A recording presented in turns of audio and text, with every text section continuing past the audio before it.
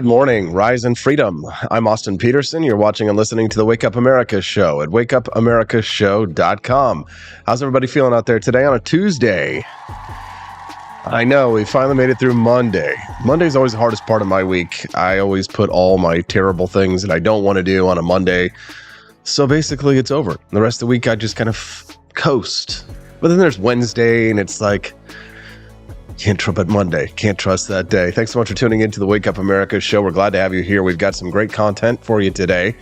Keep you up to date with all the happenings in the world with some of the best interviews, some of the best guests, and the best host that there is in morning talk shows. Glad to have you here. At 7 o'clock this morning, or just 2 minutes from now, I guess we'll say, apparently the United States is inching up on the list of the happiest countries, taking a spot as number 15 in the top happiest countries in the United States. I know, you must be feeling good out there, even with the pandemic and everything. But I wonder this, if it's not so much that the United States is getting happier, or if the rest of the world is just getting a little bit sadder. I don't know. Yeah, I have no idea. And I've got something that's going to make you happy. I've got a video from Anthony Fauci back during the pandemic when they were trying to convince people to get the jab. And he went out with the mayor of Washington, D.C., Muriel Bowser, to try and convince people to get the shot. And what they recorded is quite hilarious. You see Anthony Fauci getting absolutely shredded by just average Joes in Washington, D.C. on the streets. It's a great video. It's going to make you happy. Maybe that's why America is one of the happiest nations in the country. You know what it was? Probably was. It was that all of the other countries were even more tyrannical than the United States. I mean, did you see what happened in Australia during the pandemic when they were putting people in camps? Have you seen what they were doing in China? Of course you did. You saw all of that. So maybe America is one of the happiest nations in the world because people with AR-15s don't go to concentration camps, right? Although there was a situation during World War II that we won't talk about with the Japanese. Well, maybe we will talk about that a little bit later because, Yehuda Remer, the Pew Pew Jew, will be joining me a little bit later on in the program today to talk about why people with ARs don't get into cattle cars. Oh, I know what it was. The Japanese went and got interned during World War II because they didn't have AR-15s yet. Now, if they had AR-15s, then they wouldn't have gone to the camps. Yes? No? Is that a problem for our little situation there? We'll speak to Yehuda Remer later on in the show today at 8:30. It's going to be great. Things that will probably make you not happy. I know. At 7:18, I've got a clip of a man who went out to interview some Afro-Americans, asking them what they think about white people. And boy, that's the most racist, I've seen in quite a long time. I'll play that for you. But a really good clip that I want to share with you is this woman who's talking about why people aren't hiring people who have their pronouns on their resumes, which should be obvious to the type of people who watch the show. But I think that the woman who made this short little video on YouTube actually made some good points that I hadn't even considered yet. And this is a topic that I know a lot of people in the media were covering, and I actually saw it and almost covered it, but I was just, for whatever reason, I chose not to that day, and then everybody was talking about it. But we're going to have our chance to discuss it this morning at 7:20. Also, can you define woke? The leftist media is up in arms saying that people don't know how to define wokeism. They don't know when white people use wokeism, that's like the N-word. And it's all stems from this one interview that our friend of the show, Bethany Mandel, did, where she just kind of froze up and wasn't able to, particularly answer the question very well. Although Bethany's super smart and honestly does a terrific job usually answering these things, and she's defined things like this before, but she just happened to have one bad interview. It happens to all of us in the media. But Wilfred Riley is a associate professor at the University of Kentucky, and he's going to join us this morning. He wrote a great piece over at the National Review about how to define woke, because the left is saying that the right doesn't know what it's talking about and that the right can't define woke. So we'll talk about that with Wilfred Riley this morning at 7:30 and his piece about how to define woke. At 7:51 this morning, I've got a clip from Richard Dawkins talking to Piers Morgan Richard Dawkins, noted atheist. People know him for his atheistic evangelism, but he's really a noted evolutionary biologist. And he had a really interesting conversation with Piers Morgan, not necessarily about wokeism, although, of course, that came up, but more about the question of biological sex. And who better to ask than a noted evolutionary biologist himself, Richard Dawkins. So I'll have that clip for you today at 7:51. You don't want to miss it. It's really good. So today you're going to learn a lot, and we're going to have a lot of fun, and we're going to have a great show with great people like Camelia Peterson, who will join us at 8 a.m. The Missouri Attorney General announced a rule speaking of wokeism, aimed at ending transgender care for minors. So the Attorney General seems to be stepping in on this one, which is interesting. I would have thought that the legislature, but you know how legislatures can be, it's trying to get anything good done for the citizens. So maybe the Attorney General seems to have found a workaround in fighting for the freedom of young people. Glad to have you here, Missouri Survival and Outdoors. Nice to see you, Barney Stiles. Good to see Quest Fanning, Doug H., Gerald Childs, JGJ, Quest Fanning, Matt Unruh, John Rail, Caleb Vanderfelds, Chris Morrill. Nice to see you all here today. We're going to have a great show today with all of you here with us today. Barney Stiles says, you can't define a nonsense word we made up last week. What an idiot. Not exactly sure what you're trying to say there, Barney. Can you extrapolate, please? Tell us what you mean. We will be defining wokeism, though, at 7:30 with the Professor Wilfred Riley. At 8:23 this morning, I don't usually cover stories like this, but I found this particularly interesting. A story of a Colorado dentist with 6 kids who allegedly poisoned his wife's protein shakes so that he could start over this new life with his lover. Apparently, he'd had multiple affairs. But the story was particularly interesting to me just because of the way that they caught the guy. So I'll go through the details of how this guy got caught because he thought that he had bought a poison that was completely untraceable. Turns out that it was pretty traceable. And we'll talk about that story at 8:23. Creepy stuff, not necessarily make you happy, but just kind of fascinating to see the sort of the minds of a crazy man.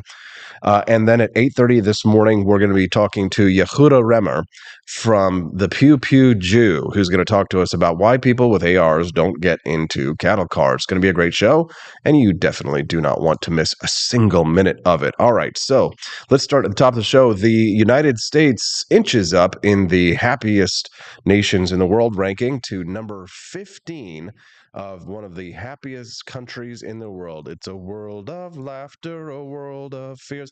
It's a world of something, a world of tears. There's so much that we say that it's time we put away. It's a small world after all. Come on, Austin, where the hell's that article at? Okay, here we go. Okay, United States inches up to 15th on the list of the happiest countries. Here we go. Barney Stiles says, it's sarcasm. Woke is a nonsense word. Yes, I thought that's what it was, Barney. I just want to make sure. Americans are pretty happy compared to the rest of the world. I know what you're saying right now. You're like, not you. No, God! No, you're not happy, God, right? please, Well, no, guess what? no, The rest of us are doing just fine, and you are the problem, okay? According to the World Happiness Report published on Monday, it ranked the United States as 15th on the list of the world's happiest countries in 2023. We're up from 16th place in 2022. Again, look what happened around the world during COVID-19. You can imagine people here in the United States. I mean, comparatively, we had it pretty good. Now, the report compiled data from 150 countries, and they based it on your average life satisfaction, and findings offer some good news for, the pandemic-ridden world. So average happiness and our country's rankings, America, hell yeah, USA. I need a USA. From now on, it's going to be America first, okay? America first. Honestly, I feel like I need to get a USA, little USA here on my stream so that we can, really have a great pro-America stream. Oh, also, I didn't want to forget our friends over on Rumble this morning. Good morning. Looks like we got about half a dozen people watching us over there this morning. Usually that gets popped up, 7 or 8 people there to get started. Make sure you say hi on the stream over on Rumble as well. Great to see you. Say hello, introduce yourself. We'd love to make friends over on Rumble. It's been nice to see our numbers picking up over there. All right, United States inches up on the World Happiness Report. Changes in rankings that have taken place have been continuations of longer-term trends, such as the increases in the rankings of 3 Baltic countries, apparently. Finland landed the top spot as the world's happiest country for the 6th year in a row. It was followed by Denmark and Iceland, respectively. You know what it is? There's just something about those Danes, those Finns, and those Icelanders. As a proud Danish American. No, I'm not. I don't believe in the hyphenated American thing. But as a ancestral Dane, perhaps that's where I get my happiness and my, get up and go in the morning. Hold on, let me take a drink of my racist coffee. Remember, we learned yesterday that coffee was racist. Tastes like oppression. But the United States average life evaluation apparently did fall slightly from 6.9 out of 10 in 2022 to 6.8 in 2023. So our average life expectation a little bit lower here. But you know what it is? I think a lot of this, the average life expectation of Americans, and people are talking about it, is that we are obese. So part of the reason I think the United States has like that lower life expectation is we might not be living as long perhaps as some of the people in some of these European countries, but we're living large, if you know what I mean. Large and in charge. And honestly, when you think about it, it's like obesity is taking a little bit off of the end of your life, right? But it's the end of your life, right? So I mean, it's like those years were kind of terrible anyway, if you think about it, right? Right. So who cares if you live a little bit longer in those terrible years anyway? So, you get to enjoy the Little Debbie's cupcakes and all the fun stuff, all the delicious foods that, I'm going to be enjoying in Japan starting this weekend. Yeah, don't forget that the Wake Up America show with Austin Peterson is going to have a sweet, swift little hiatus. But I will be back after 11 days with my lovely wife. We're going on a trip to Japan. Gonna be fun. My brother will be taking over for 5 days while I'm gone. So you will get the Wake Up America show. It'll be just guest hosted by my brother, Justin Peterson. Aren't you excited about that? It's gonna be me. It's gonna be me. My brother will be here and he will be having fun. And it will be a 1-hour show while I'm gone. And I hope that you will be nice to him because I've been doing everything I can to train him to run this show from Boston. And if things fall apart and go to hell, you know what? I'm going to go ahead and take responsibility for now. I did not train him enough because my brother's brilliant. And so it's probably something that I did. Classic Sun Tzu there, right?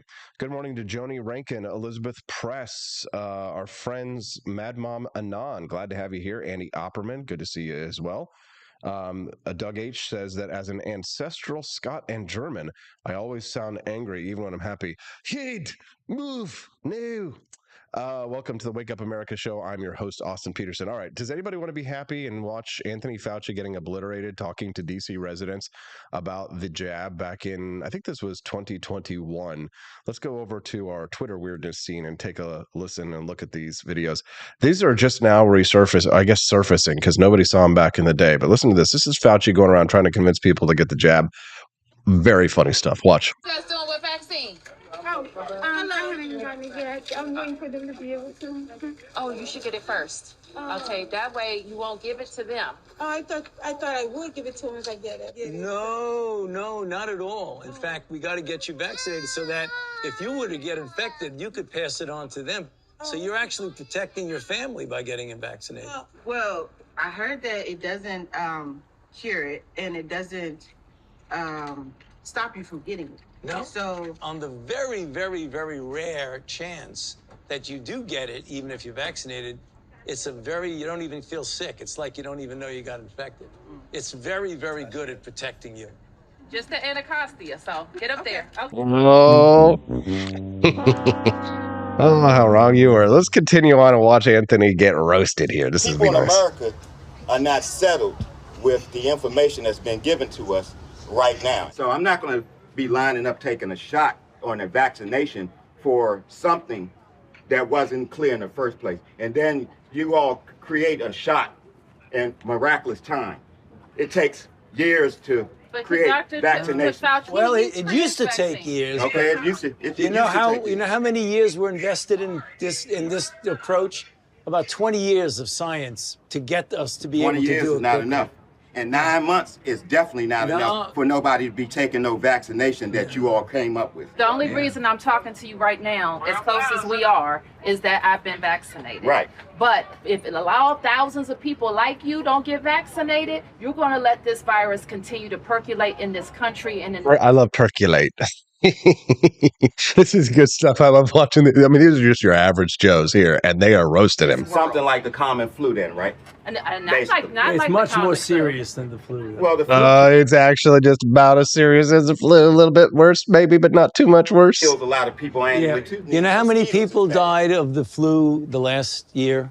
I mean, not this year, virtually none, but the previous year, about 20 to 30,000. You know how many people have died from COVID-19 in the United States? 600,000 Americans. Well, the number that you all giving that died, that's once again, that's you all's number. You going to pass? Yeah, definitely. All right. Because when you start talking about paying people to get vaccinated, when you start talking about incentivizing things to get people vaccinated, there's something else going on with that. Something else going on. It is something going on with something it. else You're going right. on But with I'm glad millions of people like me and most everybody here didn't get an incentive. You know what their incentive was? Protecting their health and protecting the city. Well, but I won't keep you anymore. It's okay, because my incentive, y'all campaign is about fear. It's about inciting fear in people. You all attack people with fear.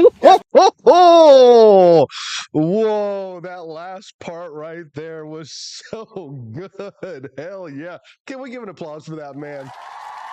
Wow.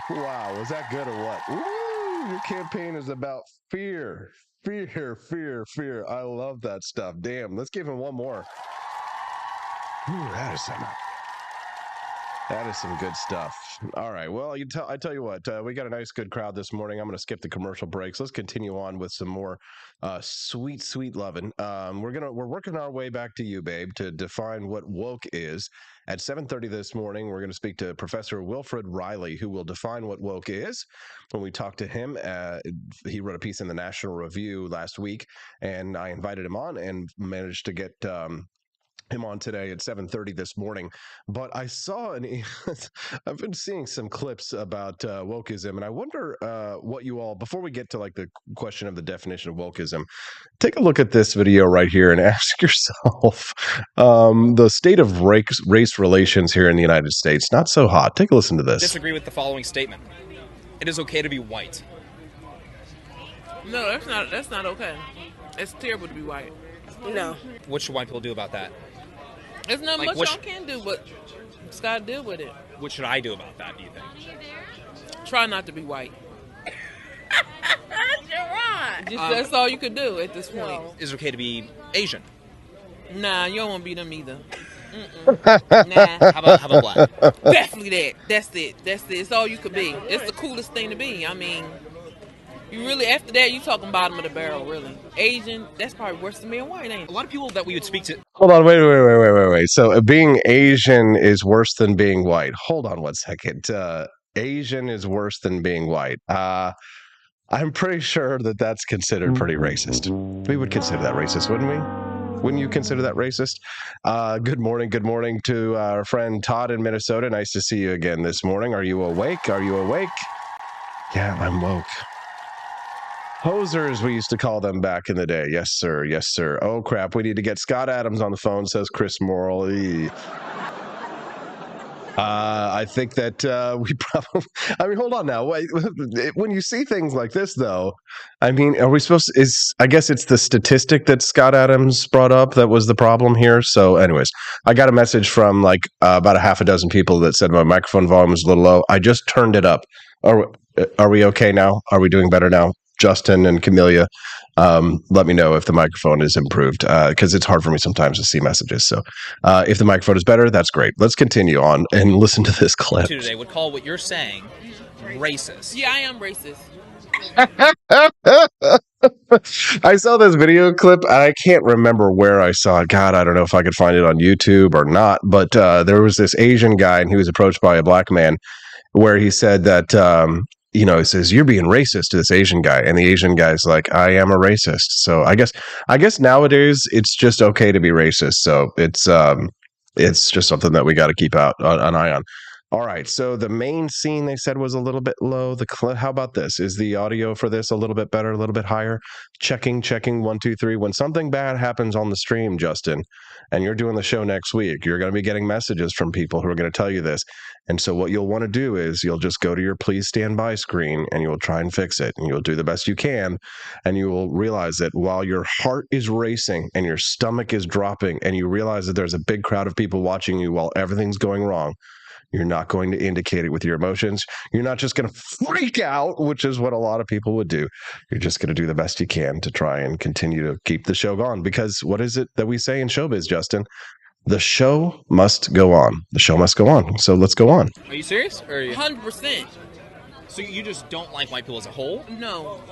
Y'all got too much. Yeah, y'all got too much want to be leeway. white? That's awful. No. Okay, so We got too much leeway. So why is that? Why is it not okay to be white? Y'all have the race as a people. Y'all have done too much. I would rather people. Yeah, as a whole. And it's a group of people. Too much good or too much bad? Too much bad. The majority is not. Is like bottom of the barrel, really. Really? Yeah. Should we be judging people based on the content of their character and Yes. not the color of their skin? No, you need the color of skin is very important. It is important. By the way, do you agree with her? Yes, she does. I have a black son. I don't want my son come home with no white woman. At all. Yikes. Yeah. Hiya. Boy, if you were a white person and you said that today, I mean, you would literally they would probably take you to jail if you said something like that as a white person. That is just not okay. Do you tell him that? Yes. How old's your son? 21. Dude, you would be taken out in handcuffs. Imagine if like somebody said like something like that in a school, you would be expelled from school. I mean, you would be expelled from school if you were a white kid. It's perfectly fine to be racist if you're black in the United States. It's perfectly fine for her to be saying things like this and for us not to call her out for what a racist piece of trash she is, because she is. She is the absolute slime of the earth, a total scumbucket, and she's right up there in my mind with Nazis and the KKK. He could date who he want, but they can't come in my house, and I'm not gonna have no parts of it. I don't want no mixed babies. I want a black baby. God, what a piece of shit. That's what I want. Only 53% of black Americans said yes to that poll. Does that surprise you or no? No. Black people are really racist. Is it okay? Yeah. Yes, they are. It's not okay to be racist. It is okay to be racist. But white people have made it where it's so easy to be racist. White people has put foundation. Oh God, that is some real hardcore cringe. All right, let's work our way back to you, babe, and move on to a different topic. We're talking about wokeism. Let's talk about wokeism. There was a story a couple of weeks ago. Everybody was talking about if somebody puts their gender pronouns on their resume, then someone is far less likely to decide to hire them, which, honestly makes a lot of sense. But I thought that this lady articulated it probably better than I've seen from a lot of people. So I can hopefully play that for you so you can watch it, and it won't be nowhere. There we go. So if I was like hiring and I saw pronouns, here's what I'm going to assume. I'm going to assume you're obviously very liberal. So I'm going to assume you're one of those people that is super far left. Yep. Hey, I'm gonna assume you're not a very hard worker. You are either a female or you're a probably not straight guy. Fact. So everything in the office is gonna have to cater to you, your feelings, your needs, and your emotions. So everyone around you is not gonna be able to be themselves and walk on eggshells. Why would anyone want someone like you unless everyone's like you in a work environment? You're going to be the laziest person. You're going to be the most entitled, complain the most, and I think you're going to be the first to sue. Pause. Yes. Bam. She just dropped it all right there. And then you could think about this. I do believe that one of the reasons why Silicon Valley is failing and why people like Facebook, why Meta is struggling and many other woke companies is because they are a sort of the circular firing squad, not if you will, but what am I looking for? The metaphor, simile, anecdote here. Essentially, these people are an echo chamber, and they don't have anyone out who thinks differently from them. So when they all congregate there together in Silicon Valley and they work together at these corporations, first of all, many of them are Marxists, so they're going to be lazy by definition. but they're all sort of competing to be the laziest employee. Well, things are slowly changing. Elon Musk is turning things around, and Mark Zuckerberg has fired, 20,000 employees in the last several months. So, I mean, they are going to have to change their culture and their environment. But if somebody comes in with this woke philosophy, you can pretty much guarantee that they're going to be the worst employee there and that they're probably going to sue you. So imagine how much trouble these Silicon Valley big tech platforms how much trouble they're in, because they've got all of these employees who are Marxists, thems, who are more than happy to sue them and who don't want to work. I mean, quite frankly, I'm amazed that some of these companies have lasted as long as they have. Anyways, I got to go to a commercial break, but it's just because I got to go get my buddy Wilfred Riley. He's the professor from the University of Kentucky. He's going to join us to define wokeism. He's going to define wokeism for us, and we'll talk about that when we get back on the Wake Up America Show at wakeupAmericaShow.com.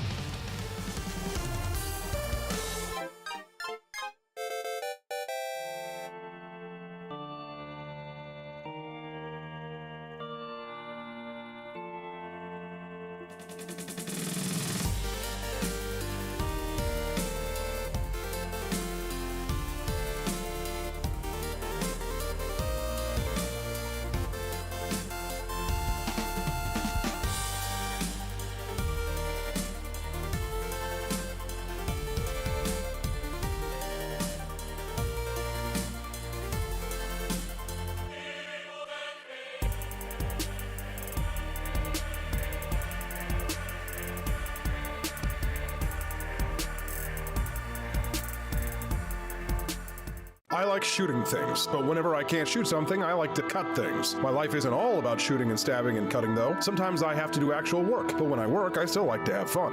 And there's nothing less fun than trying to cut with a crappy knife. Thankfully, from the ancient sect of Christian knights, who also loved cutting and stabbing, comes a new implement that has received my personal blessing, the Templar knife. Like the ancient sword of Excalibur, you don't choose a Templar knife, it chooses you. You just decide what kind you want on the website first, however, and then order it online, and then it chooses you. The Templar knife comes in a variety of shapes. As a man of culture and taste, I have decided I will never use a terrible knife again. And thanks to the inspiration provided by this excellent product, I have decided to launch a new crusade against anyone using less than superior knives. Join me, brothers and sisters, by visiting uppercuttactical.com/pages/Templar-knives. That's a lot of slashes. For that, you'll need a Templar knife. For 10% off, use code AP for Liberty and join me in a quest for glory, for liberty, for Christendom, for the Templar knife. Get yours today. Fire.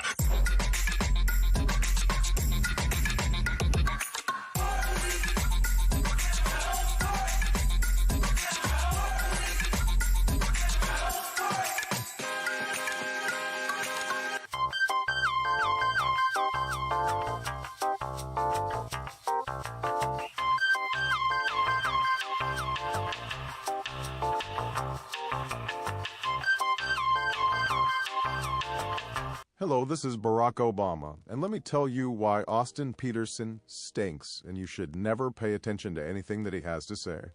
First of all, he's a libertarian, and we all know libertarians are idiots. They don't realize how important government is to everything that we do. I recently became aware that Austin has opened up a libertarian shop at apeforlibertyshop.com. Now, I'm asking you as a personal favor to me that you never ever visit apeforlibertyshop.com. With all of the great Liberty merchandise there, the last thing that we need to do is to get people spreading this message around the country, because then they might start thinking that they don't need government. And that's the last thing that good Democrats like us want. So if you love democracy, like me, and hate freedom, then don't visit AP for Liberty Shop. Like I said, whatever you do, do not visit aporlibertyshop.com. I'm Barack Obama, and I approve this message.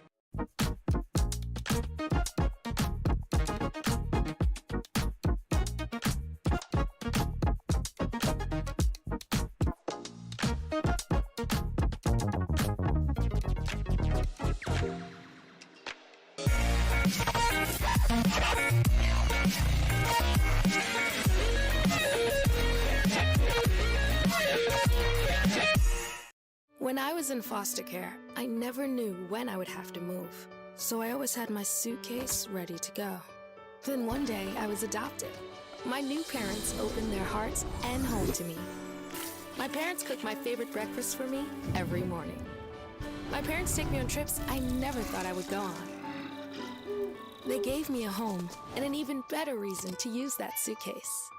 My parents aren't perfect, but they're perfect for me.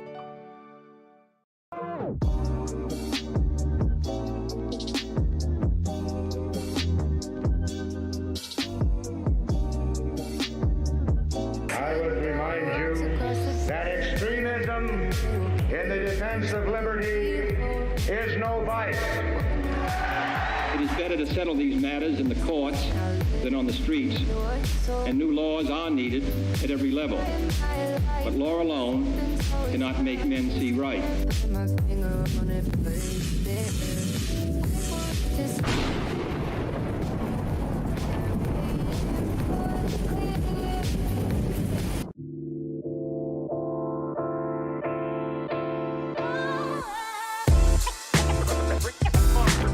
Want an engaging website to boost your business?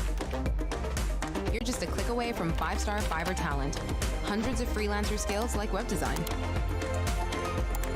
Head to Fiverr.com today and get something started. American conservatism is distinct, like America is distinct from the United Kingdom. American conservatism's roots comes out of the Wild West, out of pioneerism. The difference between American conservatives and European conservatives is that Americans are cowboys. We are that God, guns, gold, and girls. It's wild here, and we should stay that way. We shouldn't allow a European version of conservatism to come and infect us here. We like it wide open spaces here, deep in the heart of Texas and all that.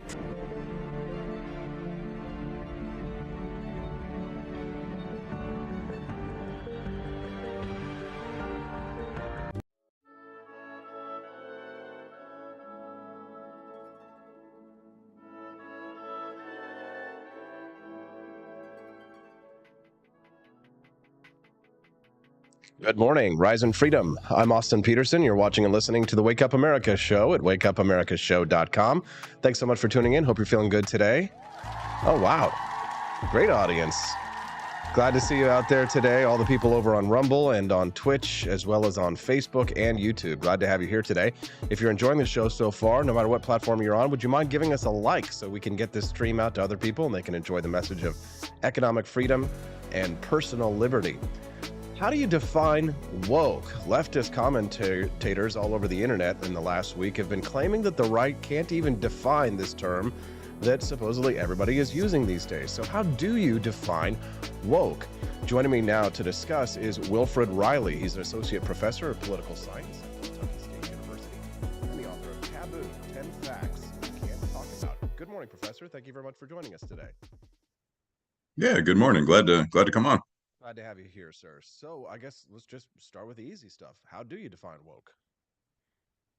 I mean, the definition's pretty simple. I wrote an article about this for a City Journal about 2 years ago, and I said that pretty much every woke activist, Ibram Kendi, Robin DiAngelo, has the same 3 points in their book or whatnot.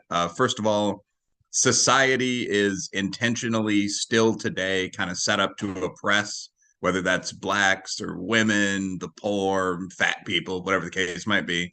2, any gap in performance between groups, like SAT scoring, shows this oppression. That's proof of oppression. And then 3, the solution is what's called equity, which means kind of proportional representation, regardless of how people perform. So that's woke. Like, you think society is intentionally oppressive, and the solution to that is to fix every gap with kind of government intervention. If you have 80% as many blacks or Latinos in any job as there are members of that group in the population, you have to close that gap. There's no chance it's due to test scores or something so mundane. It's kind of a religious philosophy. Wow. Oh, well, that's a pretty good definition then. If you're just tuning into the Wake Up America show, I'm Austin Peterson. I'm speaking to Professor Wilfred Riley about the definition of woke. Now, why are we having an argument about this? I mean, what are people saying out there? Why is it that people are saying, oh, that we can't define what wokeism is, even though people like yourself and many others have defined it? Well, what you find with political leftists is smart political leftists, not people with green hair carrying signs and fighting the Proud Boys in the street. But I mean, like a smart leftist is almost always totally postmodern. So the idea is that words define reality to some extent. So every time you debate one of them, it's not the conservative like who wins on points. You get into the dictionary and into these long conversations. So I mean, I've also defined woman in an essay, as has Matt Walsh, Colin Wright. So it gets almost funny. I mean, what is a vagina? I mean, like everything is up for debate. The reason that woke is it's important to do this, though. The reason it's important to say, okay, this is how you define the sexes, is that these words have practical meaning. So schools will openly say we're advancing a woke curriculum. And if you ask, well, what does that mean? The answer is going to be something like, well, around here, we don't tolerate old school racism. And like, I'm a black and Irish guy. I don't tolerate old school racism either. So you're just saying nonsense. So you need to actually unpack what the books define this as being. And that's why it's important to define woke. For that matter, that's why it's important to define woman. I mean, the leftist argument there, not to get into this sideline, but would be someone who identifies as a woman. And what a lot of debaters on the right, I mean, the right still does pretty well in the programs that teach debate, like Law and Business, have pointed out is that, well, what are they identifying as? It's meaningless to say, I'm a Zephalu. Well, what's that? It's anyone who says they're a Zephalu. So you have to unpack the Pomo stuff and get down to the meat and see whether there's anything there. In the case of wokeness, it's always the sort of neo-Marxism, like we want this many of the jobs. Professor, why do you think that the left wants so badly to redefine terms like woman or woke? Well, I think because using the conventional definitions of most things, there's not much of an argument for the hard left. I mean, so this is one of the things that people almost forget in the USA, but like the good guys, if by that you mean the people that are pro reasonable racial integration, that don't hate women, that go to work every day, won years ago. I mean, the Civil War eliminated slavery and, by the way, white bond servitude, which we no longer talk about, in the USA back in 1865. Desegregation, and this was a problem in the South. We were not, at least formally, segregated in Chicago in the 50s and 60s. But I mean, that came in 1954, Civil Rights Act 1964. We've had pro-minority affirmative action for 60 years. So the average tax-paying citizen watching something like an integrated football practice is kind of thinking, well, these problems seem to be over, except in the sense that you need a skeleton crew to keep them down, right? I mean, this is not the issue of the day.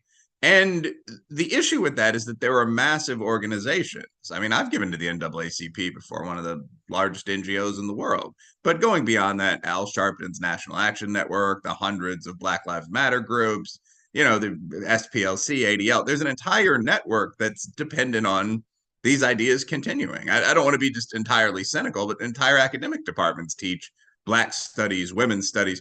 So if almost no one is a traditional racist, if you ask white and Black men, would you date a pretty Puerto Rican girl? The answer is 99% yes. Traditional racism, of course, no, you won't pollute your blood or whatnot. If no one fits the old definition, then you need a new definition. So a lot of this stuff from the kind of center-right perspective is sort of whack-a-mole.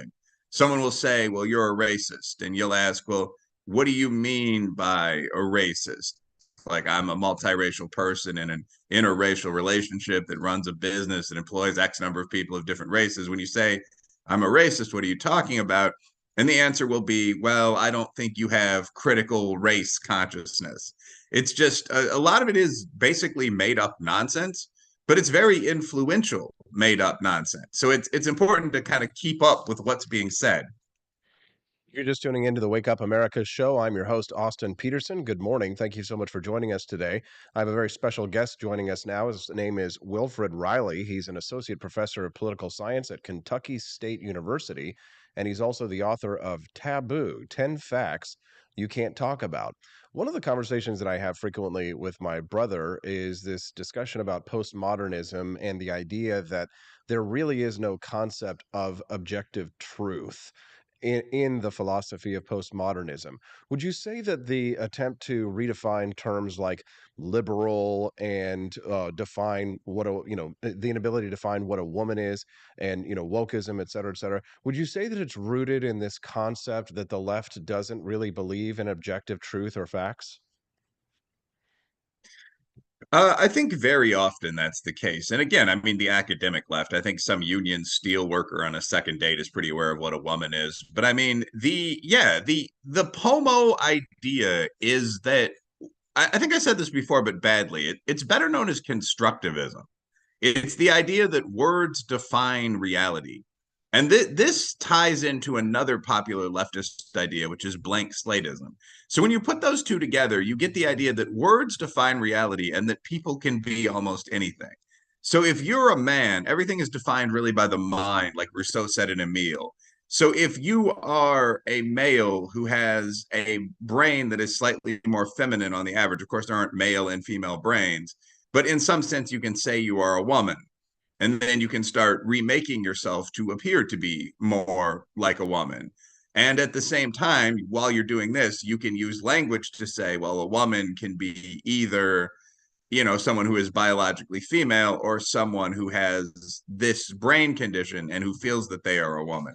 So with the idea on the left is that things are, in a sentence, the idea on the left is that things are far more fluid than they are on the right. The right tends to have, like I said, the lawyers, the business people, the engineers. So what we'll usually do is say, look, this is all fascinating. There are 800 secondary sex characteristics you can put on a spectrum and so on. But there's also a way that we breed horses. How does that happen? Oh, well, okay, a male is, it's almost silly to talk about this, but it's a creature that produces sperm, and there's a system that goes along with that, and it's, so if you have those things, if you have a prostate, you're a man. And I mean, so the right has these solid definitions that are based on kind of the best set evidence about something. Usually, I mean, we sometimes go off the rails, the deep religious stuff, in my opinion.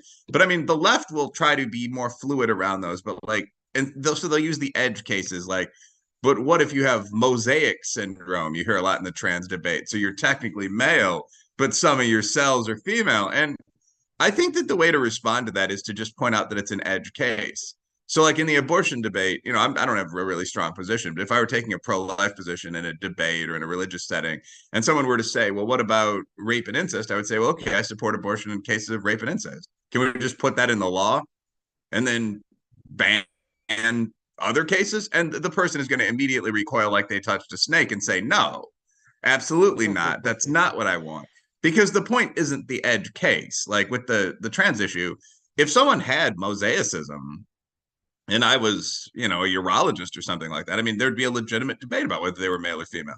We used to call this crudely hermaphroditism, but most people aren't hermaphrodites. The fact that you can say this about someone doesn't mean anything about you.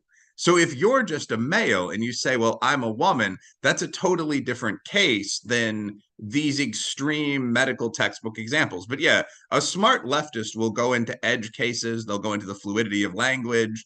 The idea is almost transhuman. Like, we're going to refine your stupid, primitive jock boy concept. We'll show you how this is wrong. And it's fascinating in a debating salon, but in practice, the reality is the 99% of life doesn't fall into the edge case. You make a really good case. If you're just tuning into the Wake Up America show, good morning. I'm Austin Peterson. I'm speaking to Associate Professor Wilfred Riley from the University of Kentucky.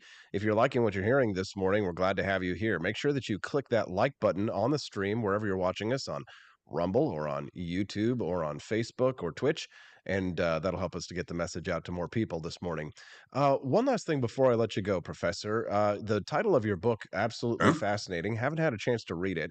It's called Taboo, 10 Facts You Can't Talk About. Facts that we can't talk about? What are some examples, Professor? Yeah, so I mean, and by the way, it's totally irrelevant, but I teach at Kentucky State, not UK. Oh, excuse me, yes.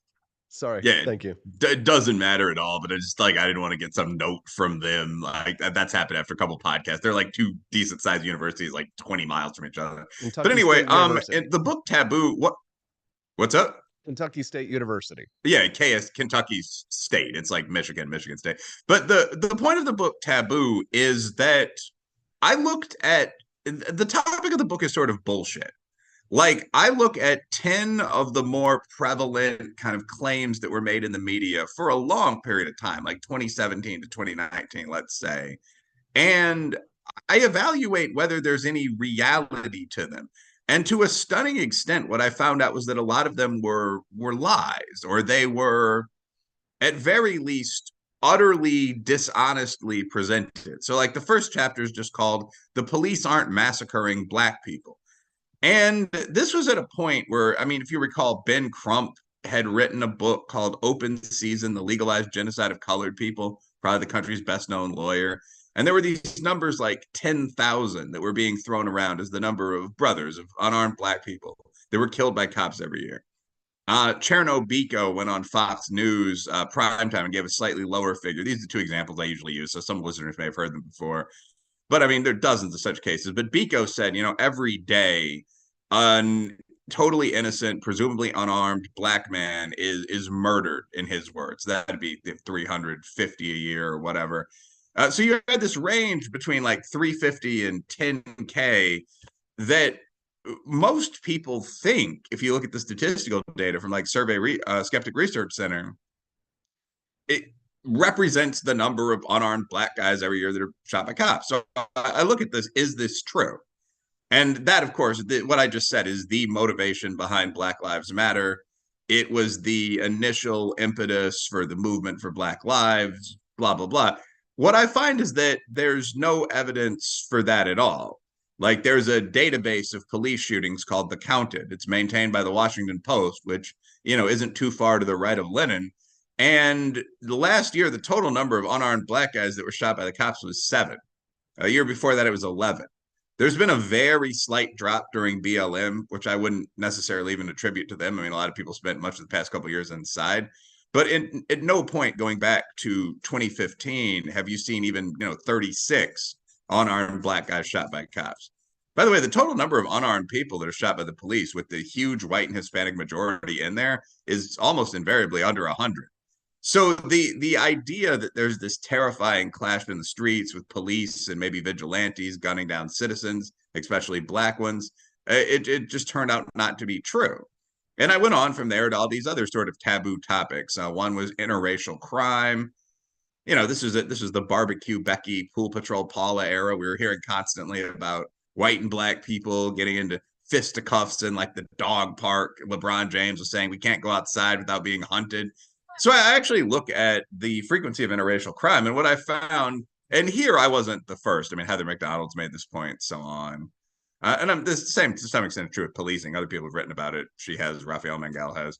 But with interracial crime, what I found is that out of 20 million index serious crimes a year, about 600,000 are violent crimes that involve either a white guy attacking a Black guy or a Black guy attacking a white guy.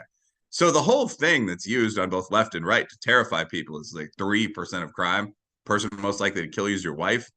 But beyond that, the interracial crime that was on record that year was 89% Black on white. So it wasn't just that there was almost none of this crime, it was that we were doing almost all of it. So the whole storyline just didn't make sense. Like these isolated stories of Black guys being followed around in parks by knife men and so on. Someone had to have literally looked through every case of crime in the country to dig these up. So I talk about why that would have happened, what the incentive structure behind that is. That's chapter 2. And then I go into a bunch of other things. I talk about the alt-right for a chapter, white privilege for a chapter, just all of these things that are constantly in the public eye. And I ask, well, what's the reality underlying that? To take one thing from the alt-right chapter, I mean, a common claim is like, diversity doesn't work. There are very few diverse countries. That's also bullshit. I mean, like, most large countries are pretty diverse, going from, Brazil to the EU taken as a whole, Canada for that matter, because they're Russia, because they cover a lot of land. So, I mean, I describe in political science how you can handle that, managing diversity, federalism. But the idea of, say, splitting up the country, which recently came back into vogue with Marjorie Taylor Greene, that's just a fantastical idea.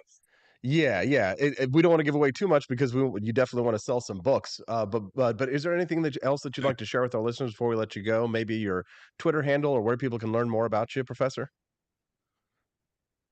I mean, the easiest way to find me is just to Google me. It's Wilfred, Wilfred Reilly. And if you do that, you'll find my Twitter, Wildebeest. But I mean, it's easier just to search my name. You'll find my books, which, without false modesty, were bestsellers. And I mean, you'll find all the usual stuff like website, although it's an adjunct to the university website. I think my Facebook's up there. So yeah, just reach out, get in touch. I'd love to engage with you. Absolutely. And we appreciate you coming on here today, Professor Wilfred Riley. He is from Kentucky State University. Thank you very much for your time today, Professor. We look forward to hopefully having you back on the show. Thanks. Look forward. Thank you. Have a good day. What did you think of Professor Wilfred Riley? Send us a text at 573-319-1586. All right, real quick. Yesterday, some of the ladies in the stream were saying to me, Austin, we really like your AP for Liberty Shop merchandise, but we need some V-necks, Austin. Oh, Austin, we need V-necks. So you know what I do? I go home and I spend some time because I'm thinking about you, right? All day long. What am I thinking about? I'm thinking about my audience, and I'm saying to myself, okay, well, let's take a little bit of extra time out of your day, Austin, to accommodate the ladies who don't want to buy a regular t-shirt that says "Don't Tread on Me." They want to buy a t-shirt that's a V-neck that says "Don't Tread on Me." Well, guess what? There you go. At apforlibertyshop.com, I've got my very first ladies V-neck over there, which you can get for a reasonable price and free shipping in the United States. Honestly, if you aren't checking AP for Liberty Shop every day, what are you doing? I'm putting awesome new stuff on there yesterday. Now, I've really gotten into this 80s retro vibe, if you haven't noticed from the theme of the show. So I've decided to actually create a new 1980s theme collection, of which I dropped my first swimsuit yesterday. I'm going to be creating a men's swimsuit equivalent, and basically I'm going to create a whole 1980s theme, and I hope you guys like it. I've decided to start dabbling in fashion design a little bit more. But for the ladies who who love liberty, and who say, "Don't tread on me while I'm in the kitchen making you a sandwich." You can get a lovely V-neck over there at apforlibertyshop.com. So check it out. Go to the website, type in "Don't Tread on Me" V-neck tee, and you'll find it, ladies. There you go. You did ask for the V-neck shirts, and I have delivered. I have delivered.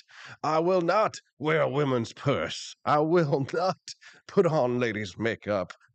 I will not walk around. I'm not gay no more. I am delivered. All right. Speaking of gay, let's talk about biological sex with a biologist. Why not? Richard Dawkins, renowned evolutionary biologist, had a conversation with Piers Morgan about gender, and he says there are two sexes, and that's all there is to it. Take a listen. What's extraordinary to me is they want to, what they call degender and neutralize language. But they're doing it from a completely false pretext that you can somehow pretend biology doesn't exist, particularly when it comes to someone's sex. I mean, it's incontrovertible. There's no scientific doubt about this. And yet a small group of people have been quite successful, actually, in reshaping vast swathes of the way society talks and is allowed to talk. It's bullying. And we've seen the way J.K. Rowling has been bullied, Kathleen Stock has been bullied. They've stood up to it, but it's very upsetting the way this tiny minority of people has managed to capture the discourse and to really talk arrant nonsense.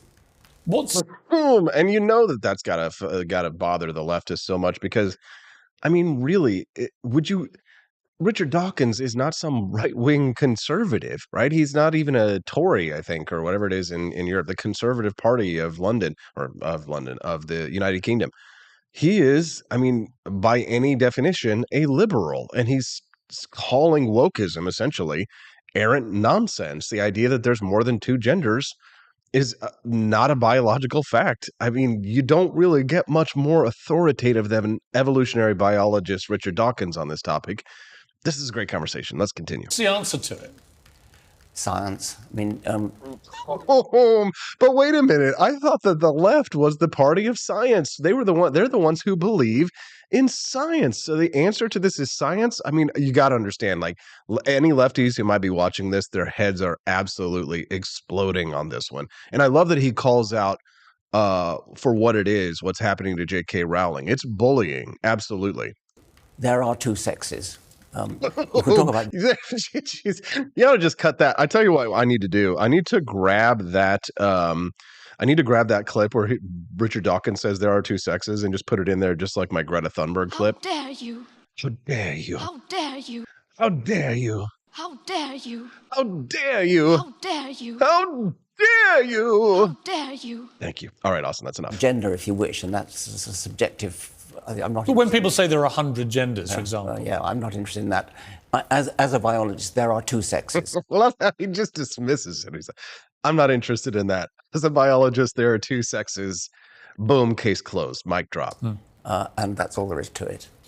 You had a Humanist Award stripped in 2021 because of your comments about this kind of thing. I did not know that. He had his Humanist Award stripped from him because of this. You had a tweet in April of that year. In 2015, you tweeted, Rachel Dolezal, a white chapter president in America of the NAACP, was vilified for identifying as black.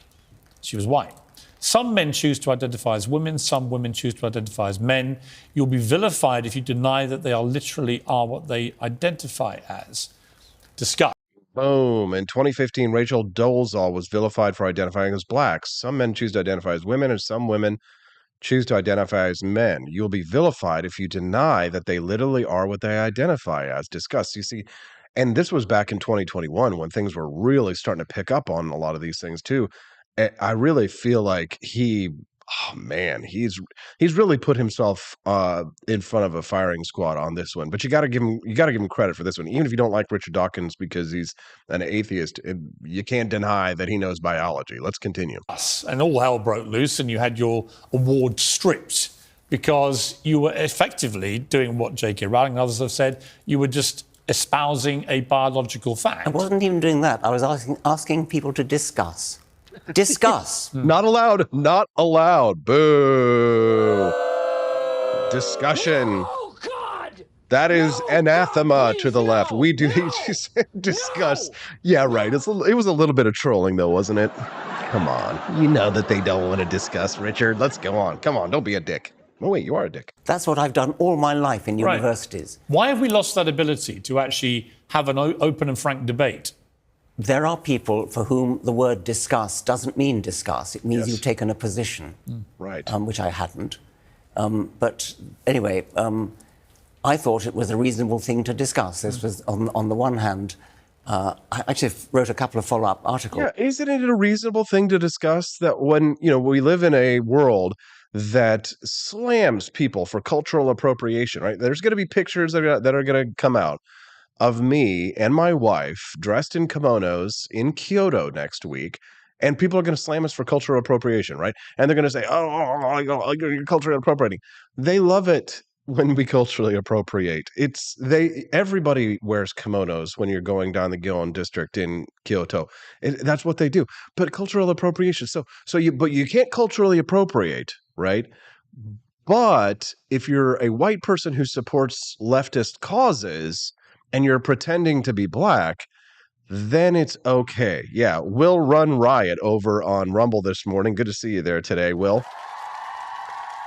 We actually have more viewers over on Rumble this morning than we have on YouTube, which is kind of exciting. Rumble's really been giving us a lot of love these days. We appreciate our friends like J Life, Hammer Lagger, Will Run Riot, Critical One Thought, and one Patriot listener for joining us this morning over on Rumble, as well as many others. If you're watching us on Rumble today, good morning. I'm Austin Peterson. This is the Wake Up America show. It may be your first time watching it. This is a live show that airs every Monday through Friday from 7 a.m. to 9 a.m. Central. However, a little bit of good news / bad news. I am going on vacation next week. My brother will be taking over as guest host. So make sure that you're super nice to him. And so if you're wondering, hey, where's Austin? You might hear a familiar voice. It sounds like Austin, but it's not Austin. Our voices sound remarkably similar. So hopefully everything will go fine. I'm sure it will. I've trained my brother to run the show from Boston, and he will do a great job. It will be just a 1-hour show while I am out of town, and then I will return on April the 7th, and things will continue as they were. So if you ask yourself, oh, wow, there's this great show, I can't wait to watch it, and then you're like, oh my God, what's going on? This isn't the show that I thought it was. It'll be a great show with my brother, fantastic show, probably even better than mine in some ways. He should have his own show for sure. But don't be confused. I'm going on vacation this weekend, and I will return. So I don't want to lose you as a follower. So if you're not following me on Rumble, AP for Liberty, make sure that you click like on the stream and also follow my channel so that you can get updates whenever we go live. I would be super grateful. I've been seeing some of the Rumblers this morning subscribing to the channel. We'd be super grateful to have you join us as well. All right, let's continue with this discussion with base Richard Dawkins, calling it out as it is. Let's continue. To this.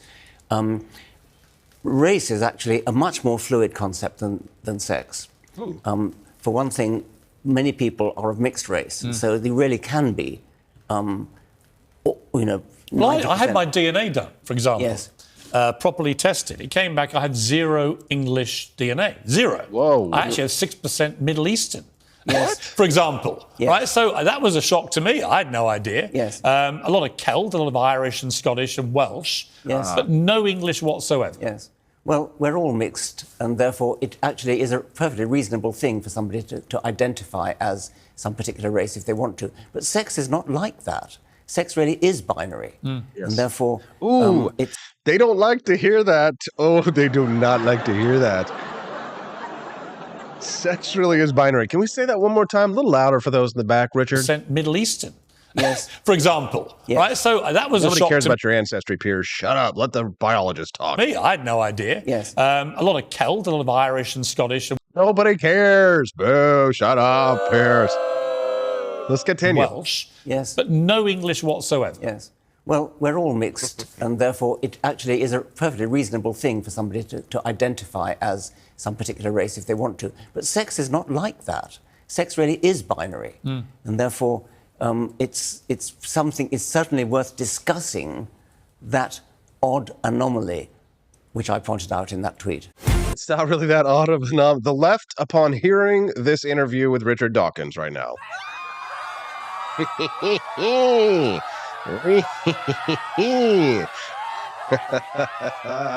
Oh my goodness gracious. Oh my goodness gracious. What do you think of that? I think that was, honestly, I thought that was pretty brilliant. Beautiful. You're beautiful. You're beautiful. It's true. I have not been doing commercials this morning. What do you think about that? Do you like that? I know you do. I know you do. You love it when I don't do commercials. Sometimes the topics are so good that I can just continue on. But it's 8:03, which means I'm late for Camellia Peterson, okay? CJ's waiting for me. And I'm going to go to a commercial break just so that I can go get Camellia on. Somebody earlier was complaining, commercials. I don't have a producer, okay? There's nobody over here waiting to put Camellia into the show, okay? I've got to go do it myself. All right, the Wake Up America show, brought to you by me, and me. So I am going to go get CJ, and I'll be right back, right? Don't leave. Hang around. What? The commercials are awesome. I made those too. We'll be back with Camellia to talk about Missouri Attorney General stepping in on gender-affirming care for minors on the Wake Up America show at wakeupAmericaShow.com. Good morning to the Cantina crew. This is Elon Musk, the CEO of Twitter. And I just want to say thank you for watching the Wake Up America show. I've decided that Austin Peterson will be the new CEO of Twitter.com, effective immediately. First thing to do, though, is I've got to go and blast off into space.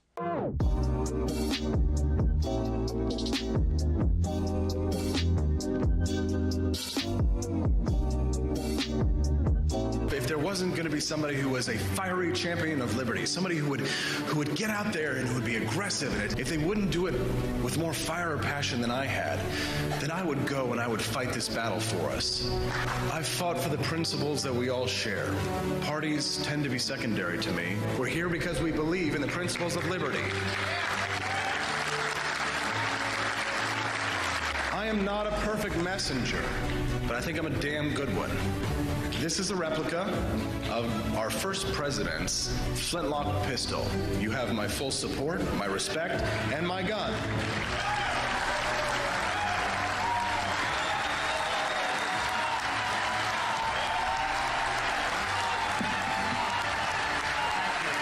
I think that at the heart of my philosophy is much more libertarianism than well, that's the fashionable word these days, I guess. A conservative is no longer just that. Good morning, Rise and Freedom. I'm Austin Peterson. You're watching and listening to the Wake Up America Show at wakeupAmericaShow.com. Happy Tuesday. Glad to hear that you're all feeling so well this morning. Studio audience is always just feeling great today. Glad to have you here. If you're watching us over on YouTube, Rumble, Facebook, Twitch, or Twitter, do us a favor. Click like on that stream so that we can get the message of economic freedom and personal liberty out to more people.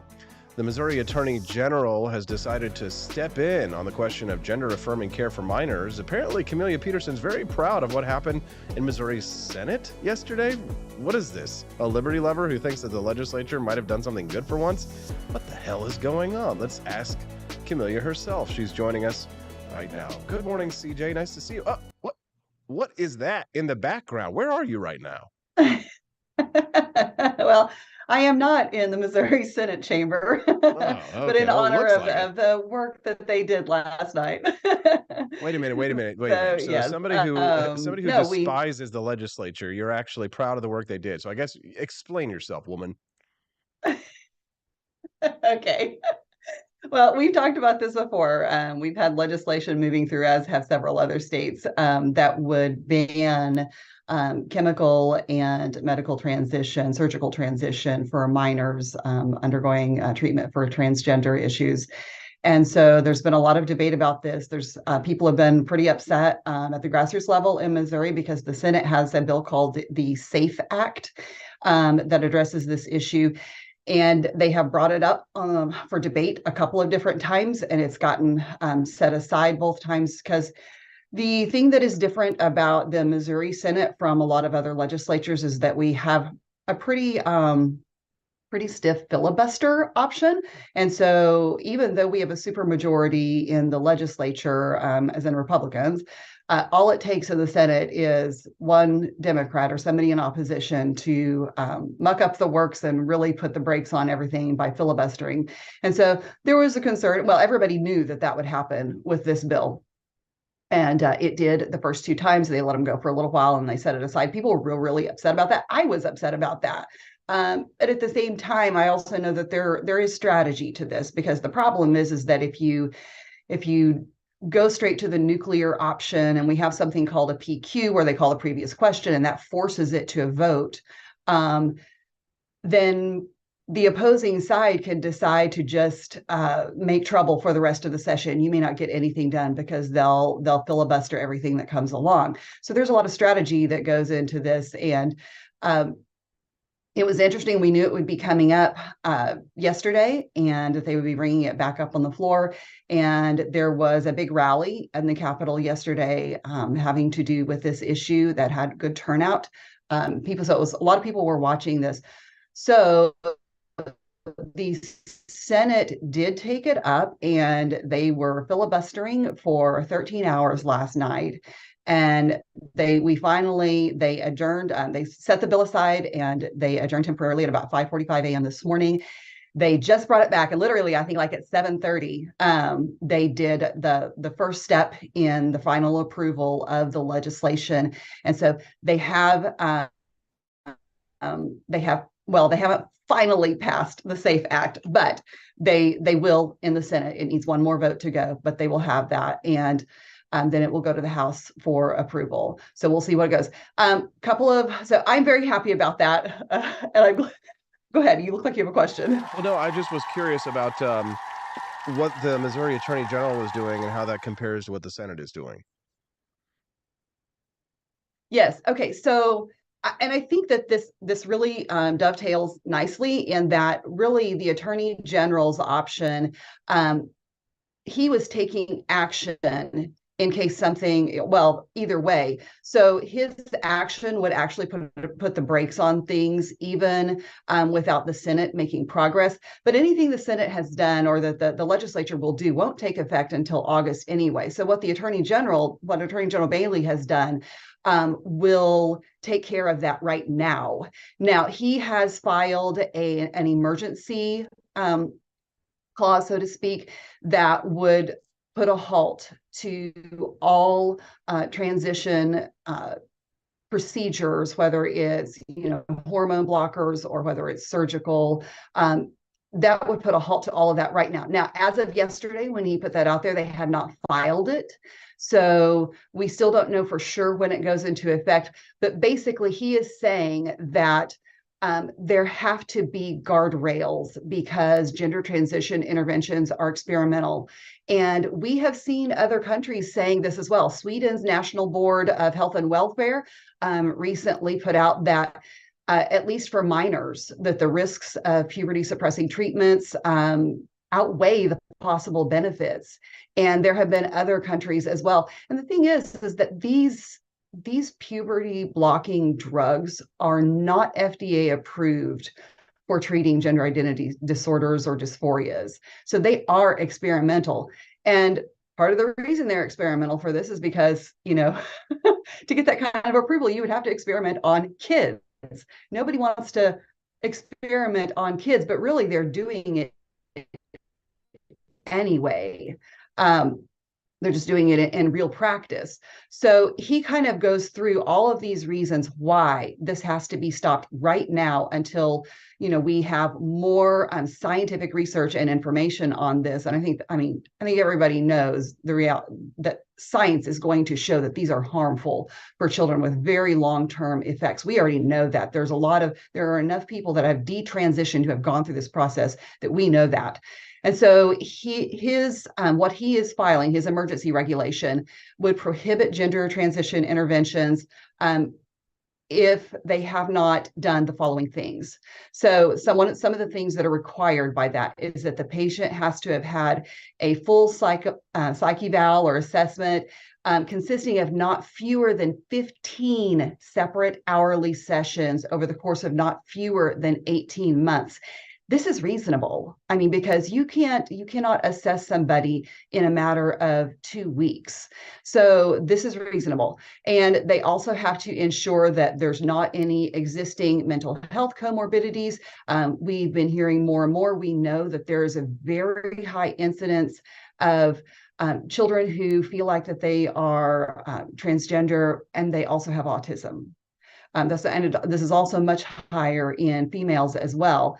So there's a lot of, and also he puts in here that they have to ensure at least annually that the patient is not experiencing like a social contagion, because they are starting to acknowledge that there is that element of social contagion to this issue as well. There's a lot of peer pressure online. And so there are several very good things that he is putting in here that would require providers to do, that would put a stop to a lot of what is going on, and especially in light of what we know with the whistleblower that came out with WashU University. Boy, this is some really great reporting. Can we give it up for Camellia here? Thorough analysis from a liberty point of view on this issue. Our friend Jay Life over on Rumble this morning says that he moved to Missouri in 2021. I hope medical child mutilation is criminalized. Jay, welcome to Missouri. Glad to have you here, brother. And glad to have all 50 some odd people watching us over on Rumble this morning. It's super exciting to see this channel really blowing up nicely. Very exciting to have a new platform to add to our repertoire. I think on average, we're averaging around 100 people amongst all of the different platforms that are watching us: Twitter, Twitch, Facebook, Rumble, YouTube, everywhere. Thank you very much to the Cantina crew for being my strong base of support and helping us through these tough times as we've grown to a very successful program. We're thankful for you all here. Camellia, certainly you've been a very big part of that as well. The Wake Up America show right now, hosted by myself, is joined by my friend Camellia Peterson. She is a liberty activist here in the state of Missouri, and we're talking about what the Missouri legislature is doing to ban the mutilation of children. And it looks like things are going forward nicely. So, Camellia, in order for this to move forward, we just need one more vote. Is that what you're saying? Like, what are we talking about here in terms of actually moving this legislation forward?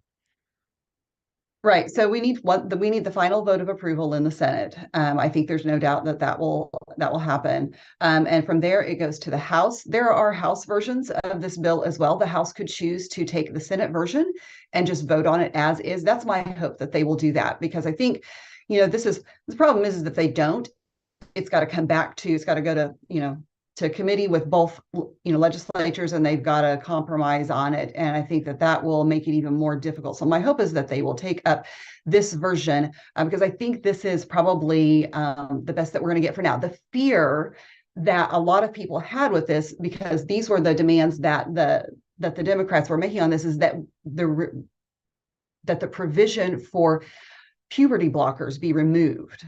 And that was just like, no deal on that. So they did not do that. What they did do, because there was a lot of deal making going on all night, on the side, the filibustering aside, a lot of the hard work is done on, in the corners of the room with people trying to have conversations to get to a compromise here. And so really what the compromise ended up being, from what I said, this is all very preliminary. I haven't seen the text of what came out finally, but my understanding is that there is a sunset on the bills. So, and also one of the things they did, I don't really know why, is there's also been legislation going through for that affects transgender kids in sports. They combined these two bills.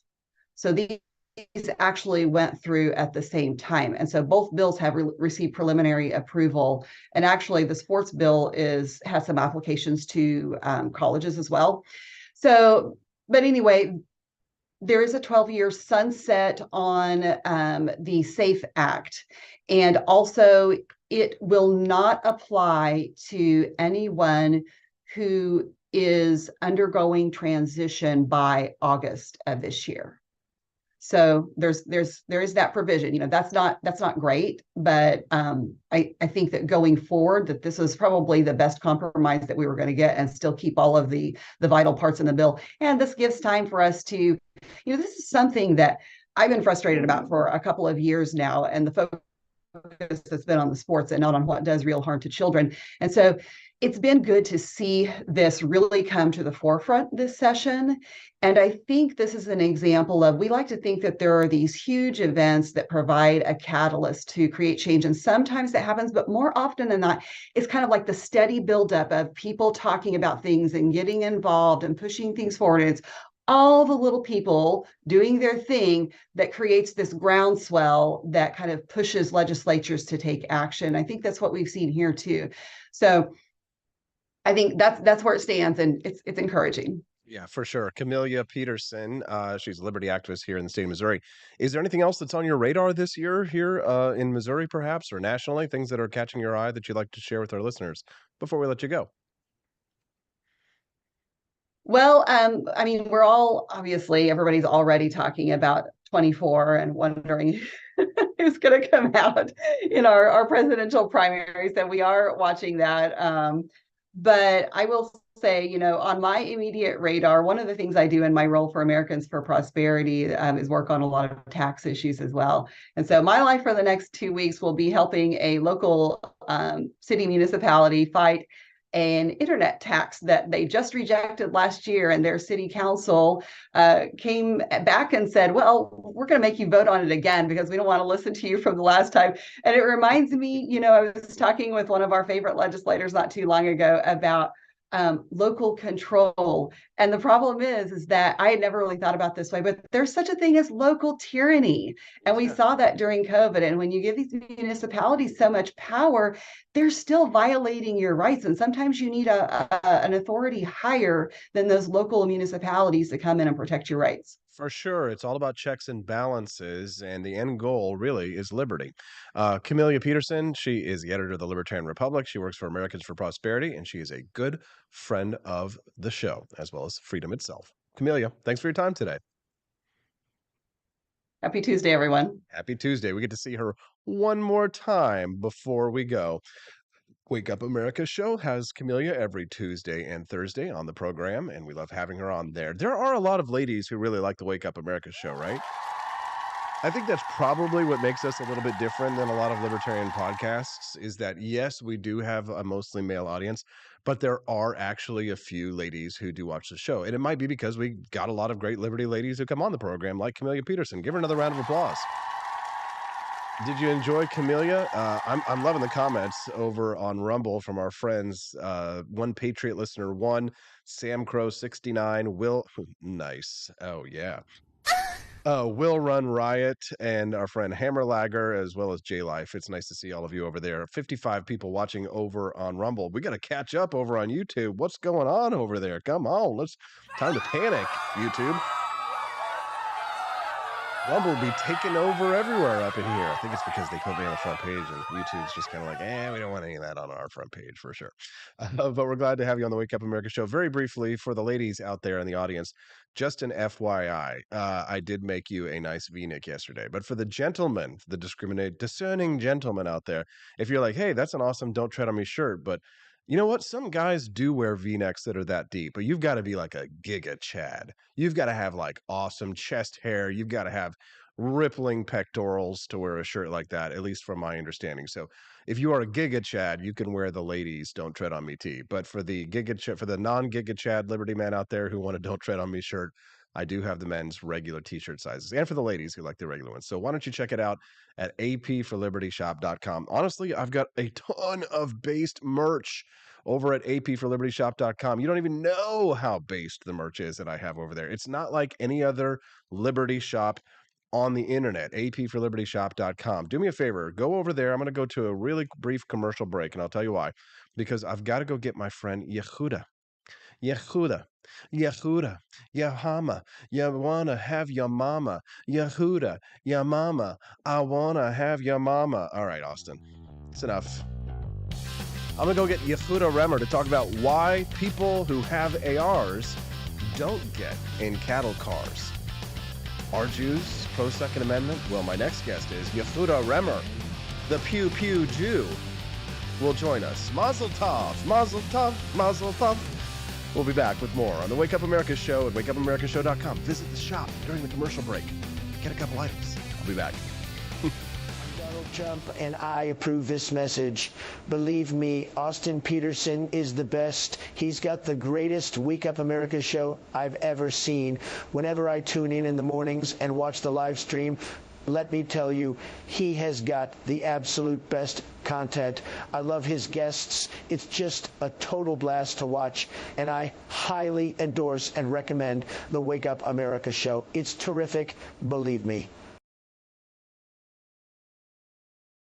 Step right up, ladies and gents, to learn about the coolest president yet. He's not just any old prez, he's Calvin Coolidge, and boy oh boy is he different from the rest. He was quiet as a mouse, but don't you underestimate his power. He knew how to handle money, and he didn't waste an hour. He cut taxes, lowered debt, and balanced the budget with ease. No wonder the Roaring Twenties brought such prosperity and peace. But don't take my word for it. Grab a copy of Calvin the Coolest President and see for yourself. It's a children's book that'll make you smile and help your little ones learn about wealth. You can find it on Amazon Kindle or get your hands on a paperback at apforlibertyshop.com. So come on down and get yourself a copy of the book that's making waves all around town. You won't regret it, so get ready to be floored, because Calvin Coolidge, well, folks, he really scored.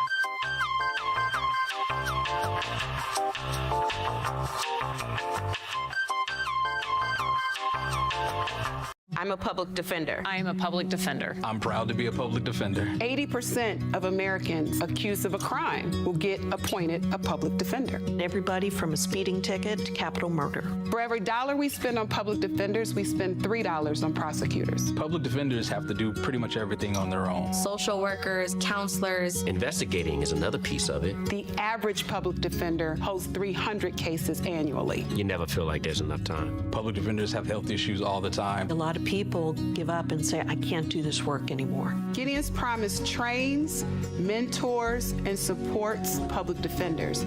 There are a lot of people who say that they would not still be public defenders, but for Gideon's Promise. It's fueled me to continue on in this fight. Gideon's Promise has changed the face of public defense. People see us as troublemakers. Good trouble only. We don't make it easy. It should not be easy to take away someone's liberty.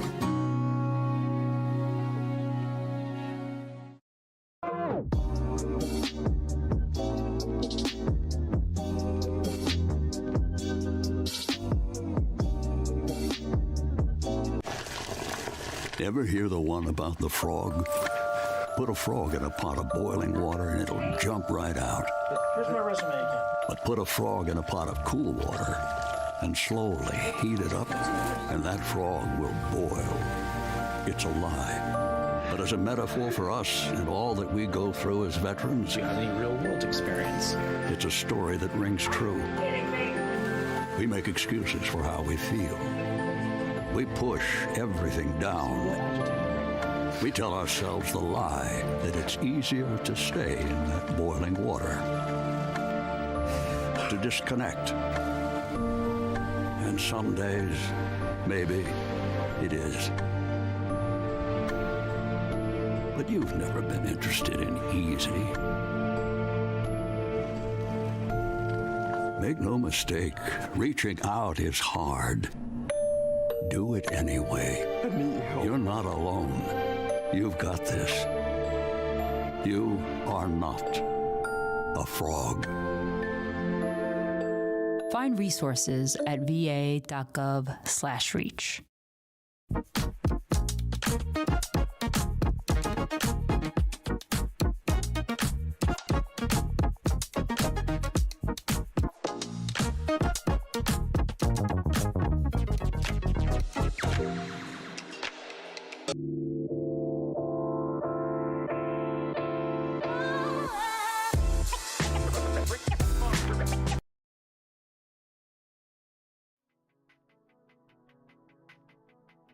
Good morning, Rise and Freedom. I'm Austin Peterson. You're watching and listening to the Wake Up America show at wakeupAmericashow.com. Happy Tuesday. How are you feeling out there today?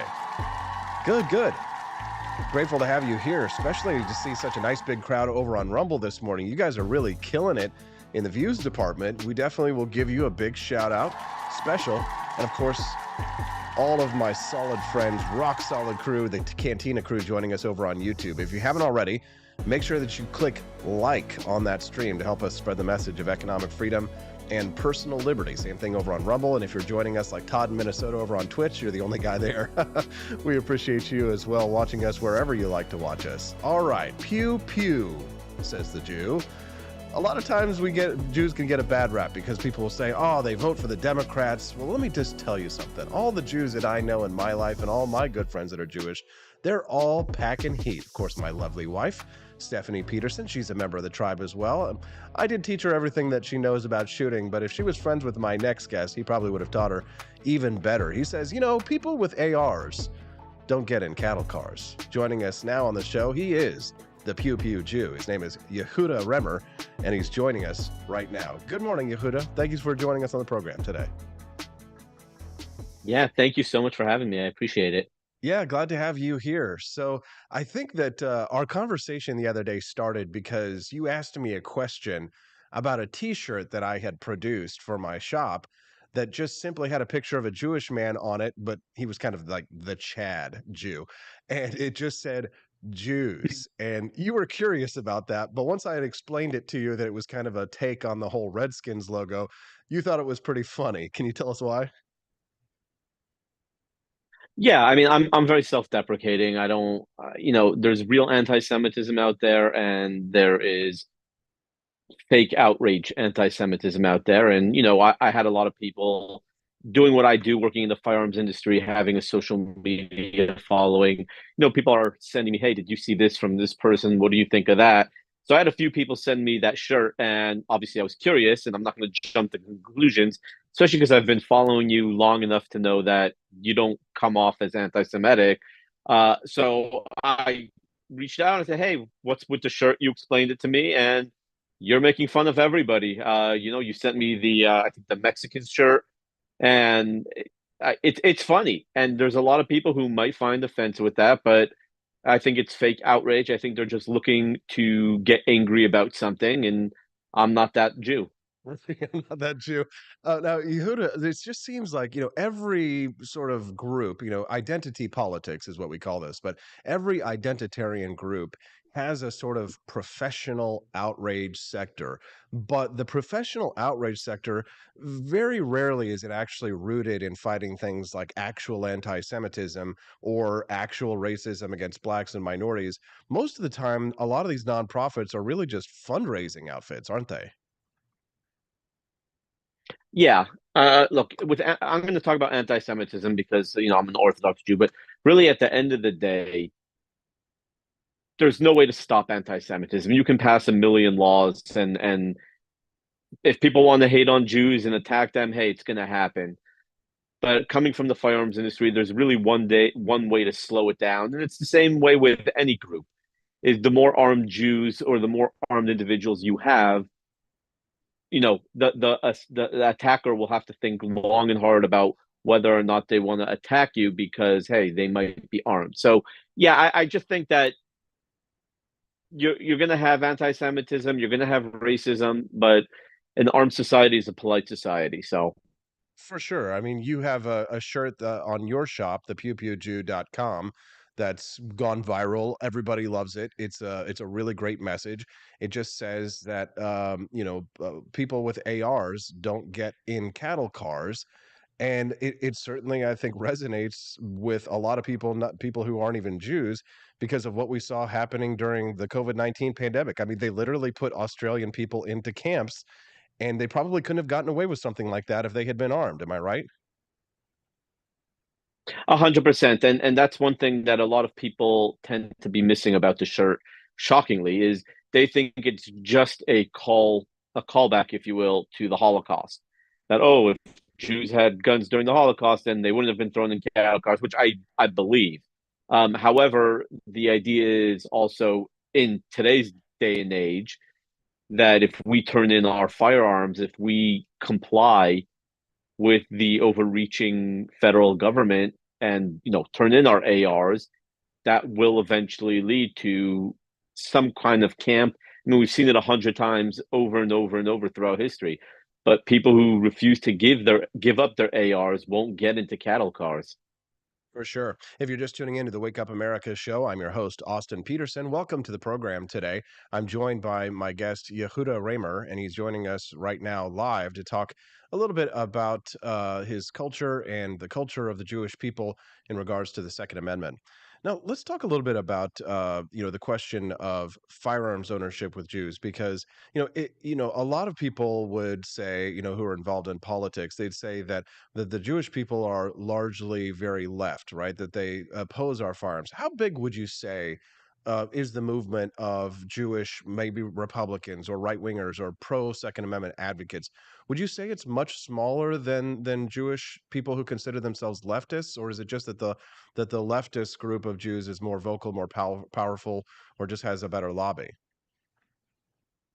Well, Orthodox Judaism tends to be a much smaller scale, especially in America, than Reformed or conservative Judaism. And I mean conservative, not politically, but so it tends to be a little smaller. So majority of Orthodox Jews, I would say, are pro-gun and pro-Second Amendment, but at the same time, majority of them just don't want to have anything to do with guns. They're like, oh, we believe in the Second Amendment. Oh, you want to have guns in the house? By all means, you do that.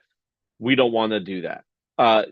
Then you have, your Orthodox Jews who are not necessarily yelling at the top of their lungs, hey, we're gun owners, but hey, we're gun owners, and then we're going to go to the range and, trade, shoot a little.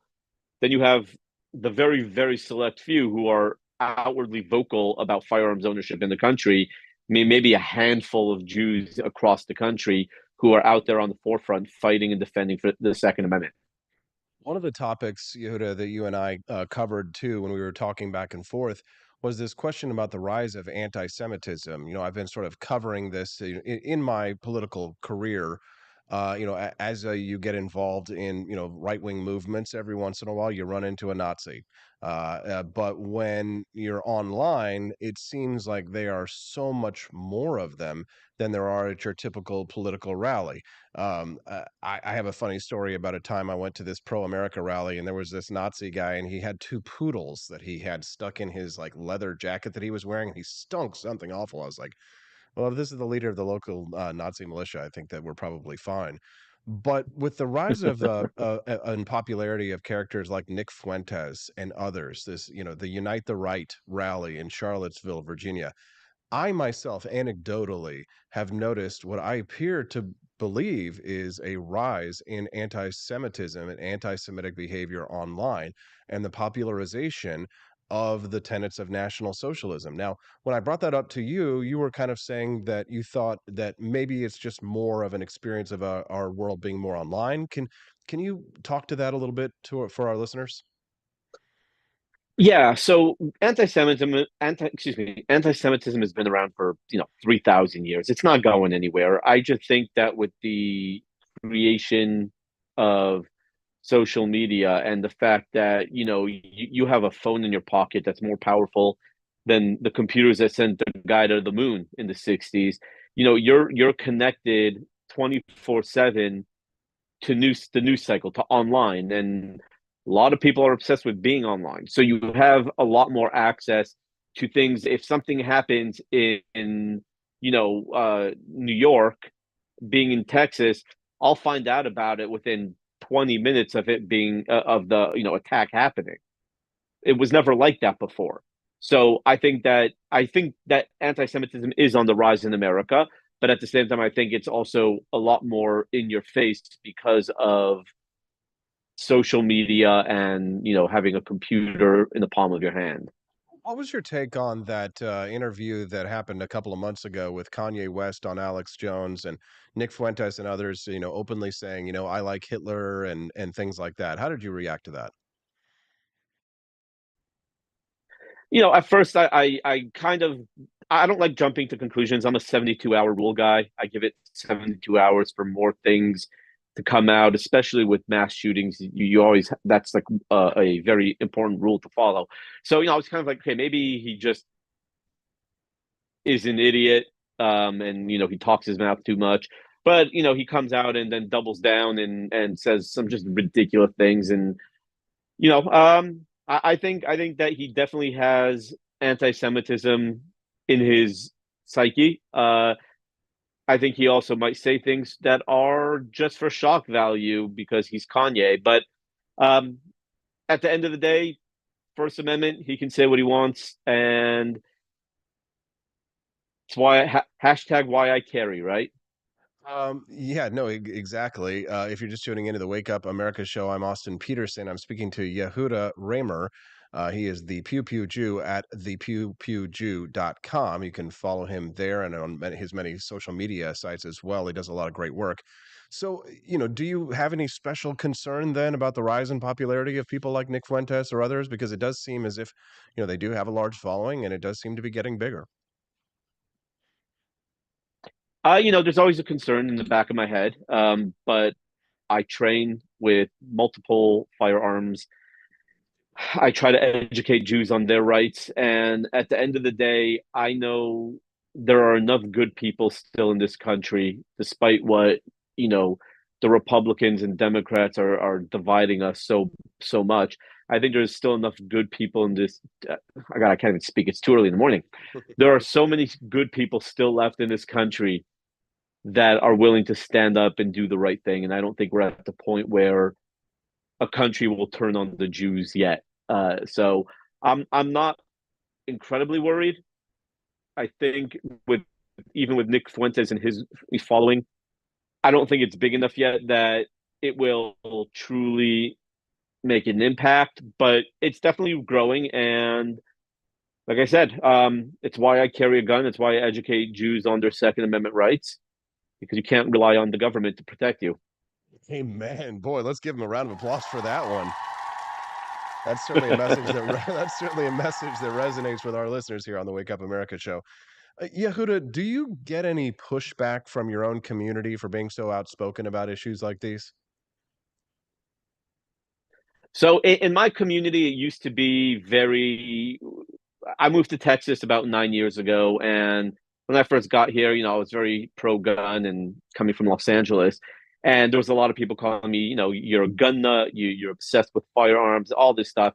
And then when Black Lives Matter and Antifa hit in 2020, those same people, are like, hey, so I think we're ready to buy a gun, and you kind of got to check your ego at the door and say, not say I told you so.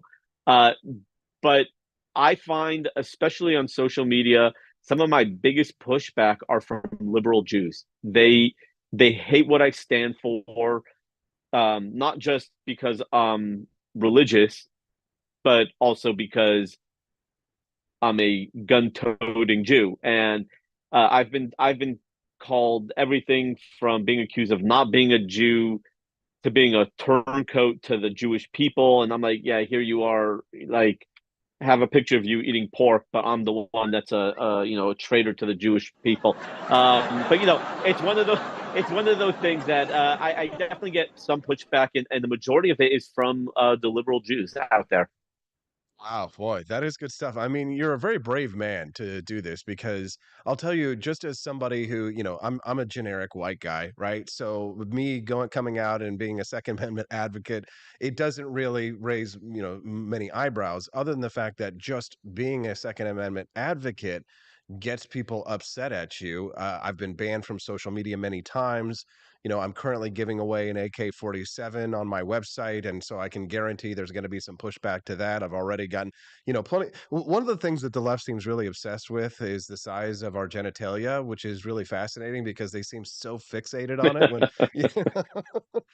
What can you? There's not a lot that can be said about that.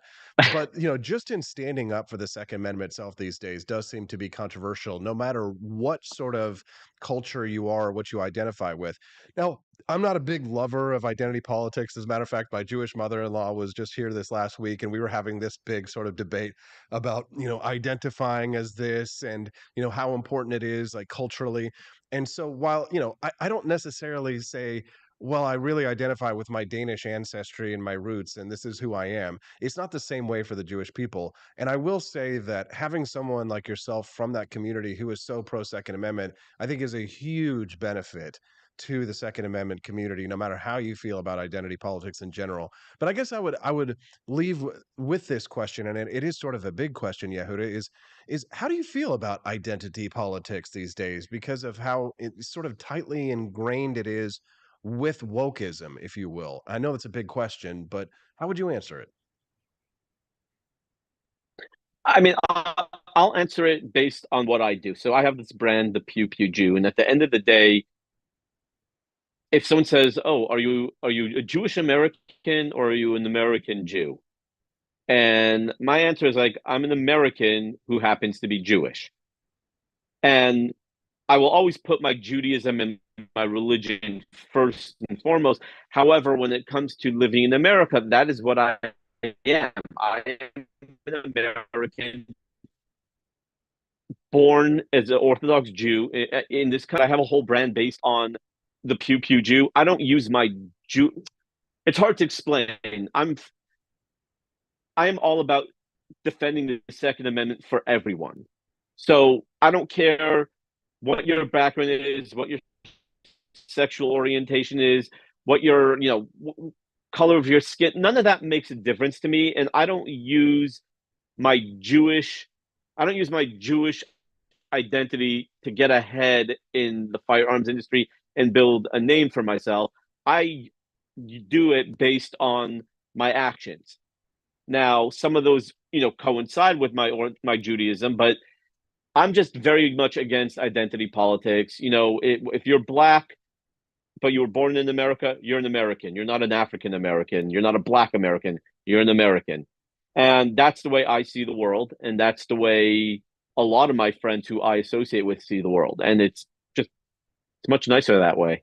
I know, I completely agree with you, sir, and I absolutely understand where you're coming from on this one. It's a difficult question too, just because the left has so muddied this issue and turned entire religions into identities, and in sort of creating what we call the victimhood Olympics in such a way, right? We create these sort of favored status among different groups. It's tempting to want to identify as a group, and that's why you see all these white people pretending to be black, but not because they're going to write a novel like Black Like Me, but because they want to get the benefits of such, and maybe get $5 million in reparations from the state of California. Who knows?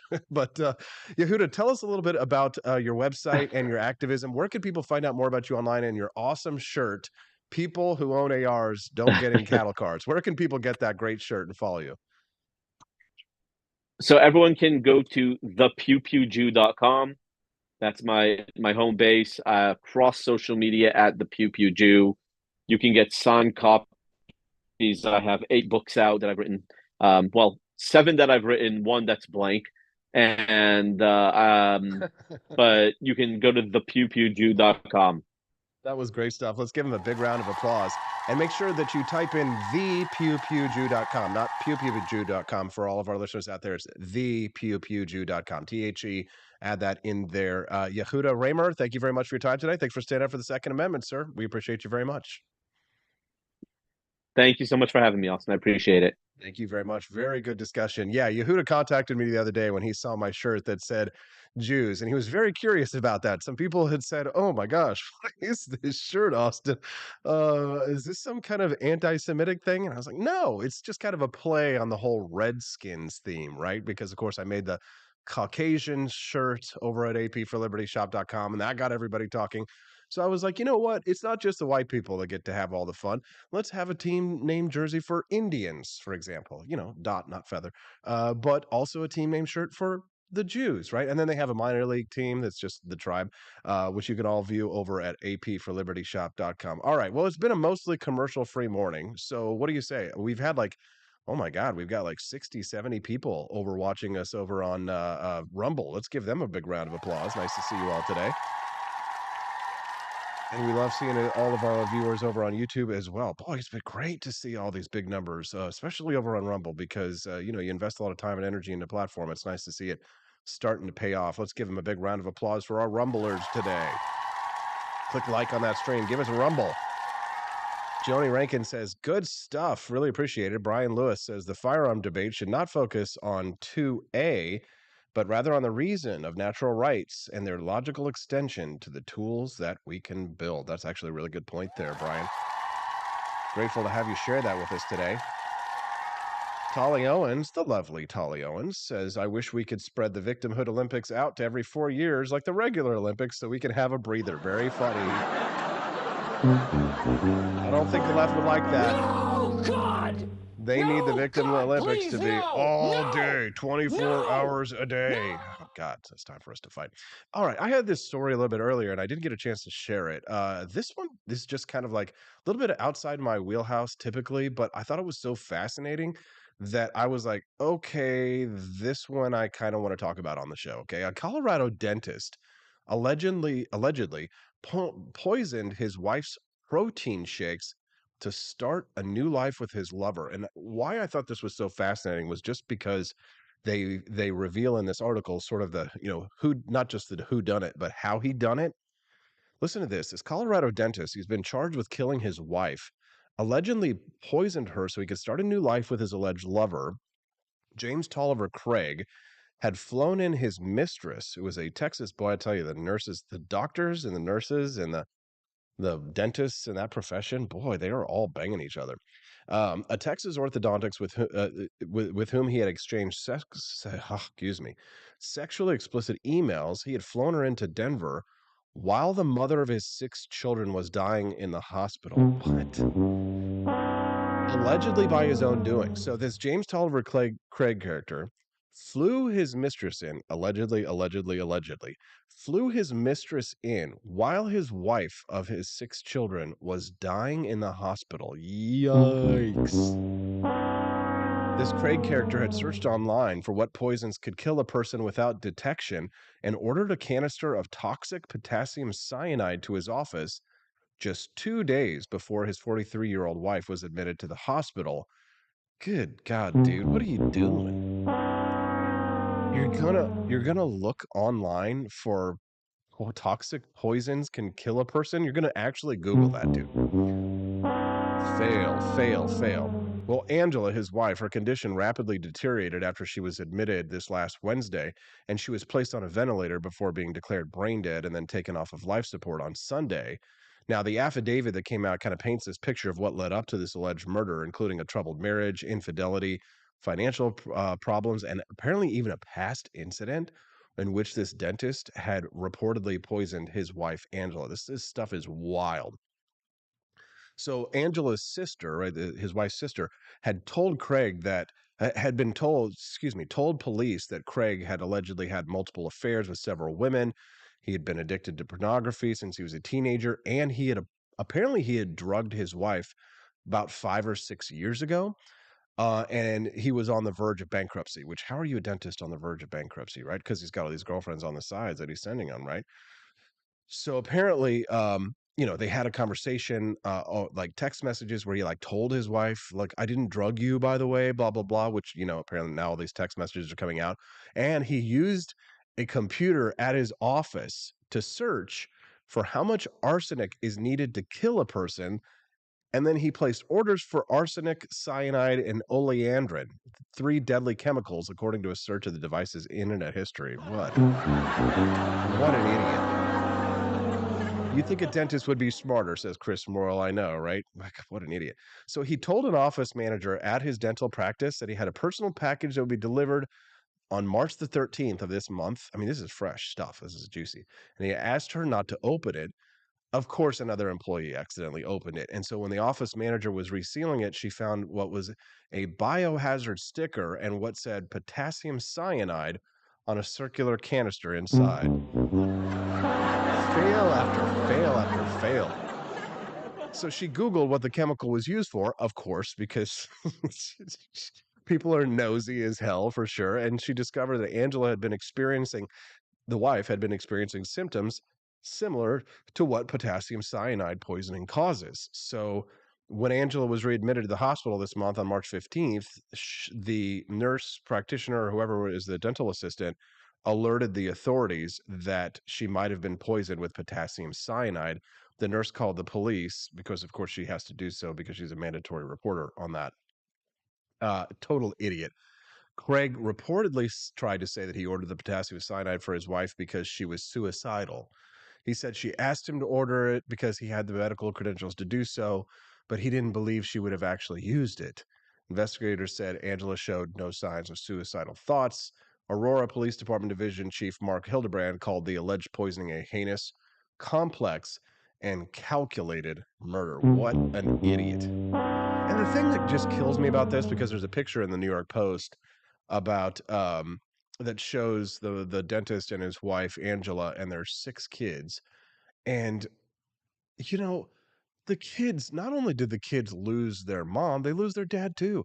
I mean, can you imagine being one of those kids? It's just absolutely terrible because now you're going to lose both of your parents in that thing. Well, what a selfish jerk.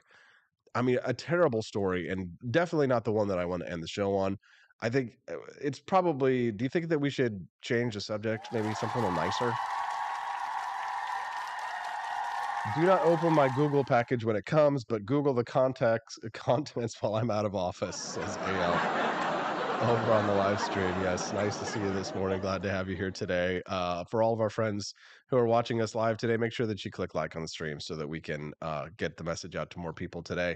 Nice to see Ricky Ace 1 over on Rumble. Good to see Quite the Caricature and Frickety, as well as Sam Crow 69 and One Patriot Listener over there. You guys are making YouTubers a little jelly over there. One day we'll be able to get Rumblers comments over in the live chat. and then it's really going to be on like Donkey Kong. We're not going to be able to keep up with all the comments. All right, so let's change the subject to talk about something very funny or happy before we leave. It's the Mad Crapper. What? A fan poops in a oops. He called his shit poop in an aisle near Hillary and Chelsea Clinton. Yeah, that's right. There's a Clinton angle to this one. Who was the pooper? In an aisle near Hillary and Chelsea Clinton at a Broadway show. Some like it steaming hot. A serial pooper has been stalking the halls of the legendary Schubert Theater, and the last time that they struck, a turd appeared in the aisle near Hillary and Chelsea Clinton. Some like it hot. Oh my God. A source close to the show insists that it was a regrettable one-off incident, but another source has told Page 6 at the New York Post that the theater staff said that the shits almost hit the fans at other performances as well. The source reported that last week when Hillary and Chelsea Clinton were in the audience, the lights came up for intermission, and there were two human turds in the aisle just near the famous political duo. This was a political statement. I know it. It's a hate crime, I swear. No, God! No, God, please, no! The insider at the theater added that the house crew dealt with it very appropriately and quickly, and Hillary and Chelsea remained in the theater for the second act. Oh, well, we're all glad to hear that. Now, the mother and daughter power players were reached out to, but were unavailable for comment. They were photographed holding the show's playbill up and giving a thumbs up. A source close to the show confirmed the incident, telling Page 6 of the New York Post that there was an incident when Hillary and Chelsea Clinton attended. It was an elderly person, and it's rather sad, but yes, the House staff worked quickly to help resolve the situation, and Act 2 started as scheduled. The first insider says that after the most recent incident, an eyewitness spoke to the House manager, who said it was actually the fourth time that it happened. How dare you! The source wildly speculated there is someone who is either shitting in the aisle or surreptitiously dumping defecation that they smuggled into the theater. Oh my God, bro. Oh, hell no, man. What the man? Get your ass on, boy. Get your goddamn ugly ass on. It's your goddamn little ass. But another insider said again that there is no alleged Phantom of the Poopera lurking around and that it was just a sad accident. Now, the show has been attracting VIPs, some like it hot, like Steven Spielberg, Martin Short, and Debbie Allen, Eddie Izzard, Kristen Chenoweth, and more. A rep for the show did not comment on the alleged incidents that put the deuce in the 40 Deuce district. Very good.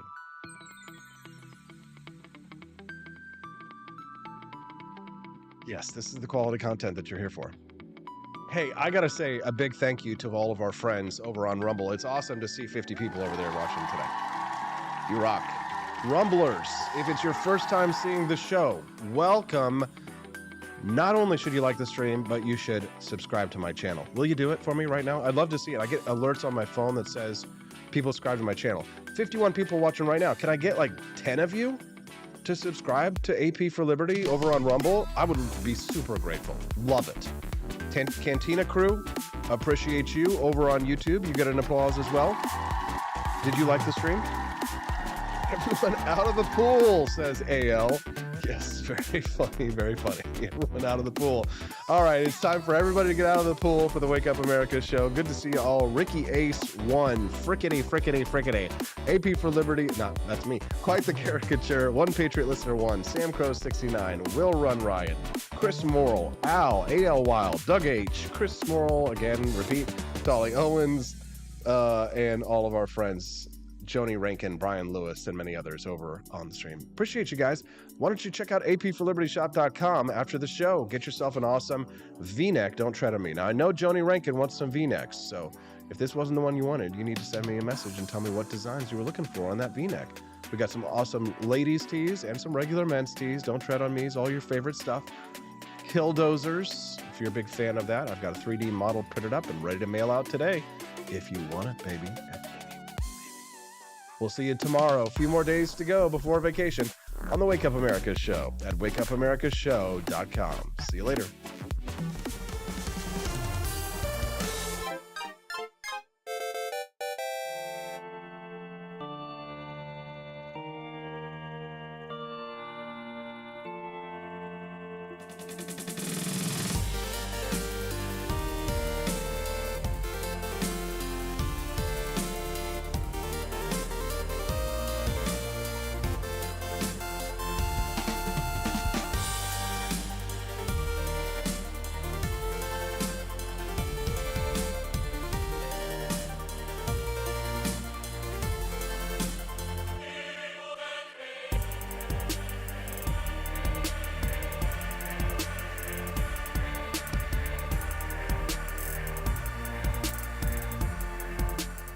I like shooting things, but whenever I can't shoot something, I like to cut things. My life isn't all about shooting and stabbing and cutting, though. Sometimes I have to do actual work, but when I work, I still like to have fun. And there's nothing less fun than trying to cut with a crappy knife. Thankfully, from the ancient sect of Christian knights, who also loved cutting and stabbing, comes a new implement that has received my personal blessing, the Templar knife. Like the ancient sword of Excalibur, you don't choose a Templar knife, it chooses you. You just decide what kind you want on the website first, however, and then order it online, and then it chooses you. The Templar knife comes in a variety of shapes. As a man of culture and taste, I have decided I will never use a terrible knife again. And thanks to the inspiration provided by this excellent product, I have decided to launch a new crusade against anyone using less than superior knives. Join me, brothers and sisters, by visiting uppercuttactical.com/pages/Templar-knives. That's a lot of slashes. For that, you'll need a Templar knife. For 10% off, use code AP for Liberty and join me in a quest for glory, for liberty, for Christendom, for the Templar knife. Get yours today. Fire.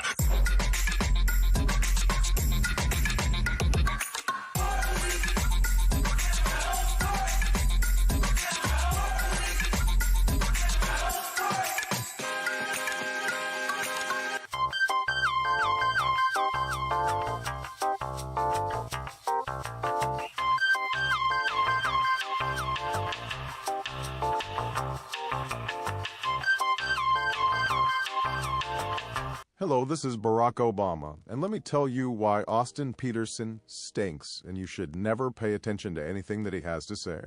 First of all, he's a libertarian, and we all know libertarians are idiots. They don't realize how important government is to everything that we do. I recently became aware that Austin has opened up a libertarian shop at apeforlibertyshop.com. Now, I'm asking you as a personal favor to me that you never ever visit apeforlibertyshop.com. With all of the great Liberty merchandise there, the last thing that we need to do is to get people spreading this message around the country, because then they might start thinking that they don't need government. And that's the last thing that good Democrats like us want. So if you love democracy, like me, and hate freedom, then don't visit AP for Liberty Shop. Like I said, whatever you do, do not visit aporlibertyshop.com. I'm Barack Obama, and I approve this message.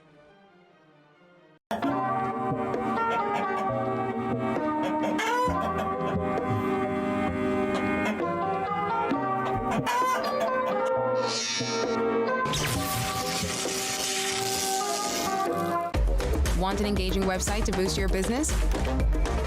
You're just a click away from 5-star Fiverr talent. Hundreds of freelancer skills like web design. Head to Fiverr.com today and get something started.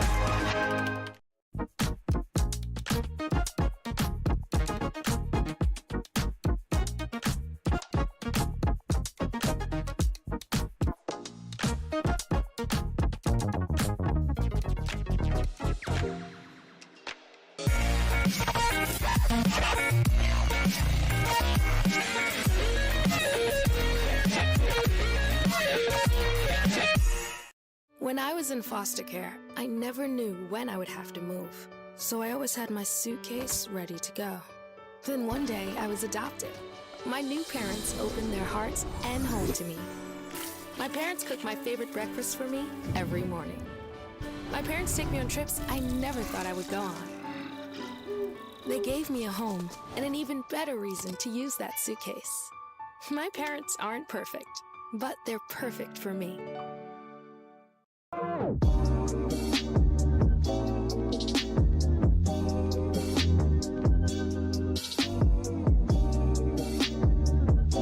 would remind you that extremism in the defense of liberty is no vice.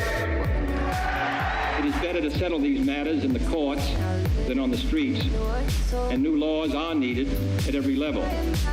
But law alone cannot make men see right.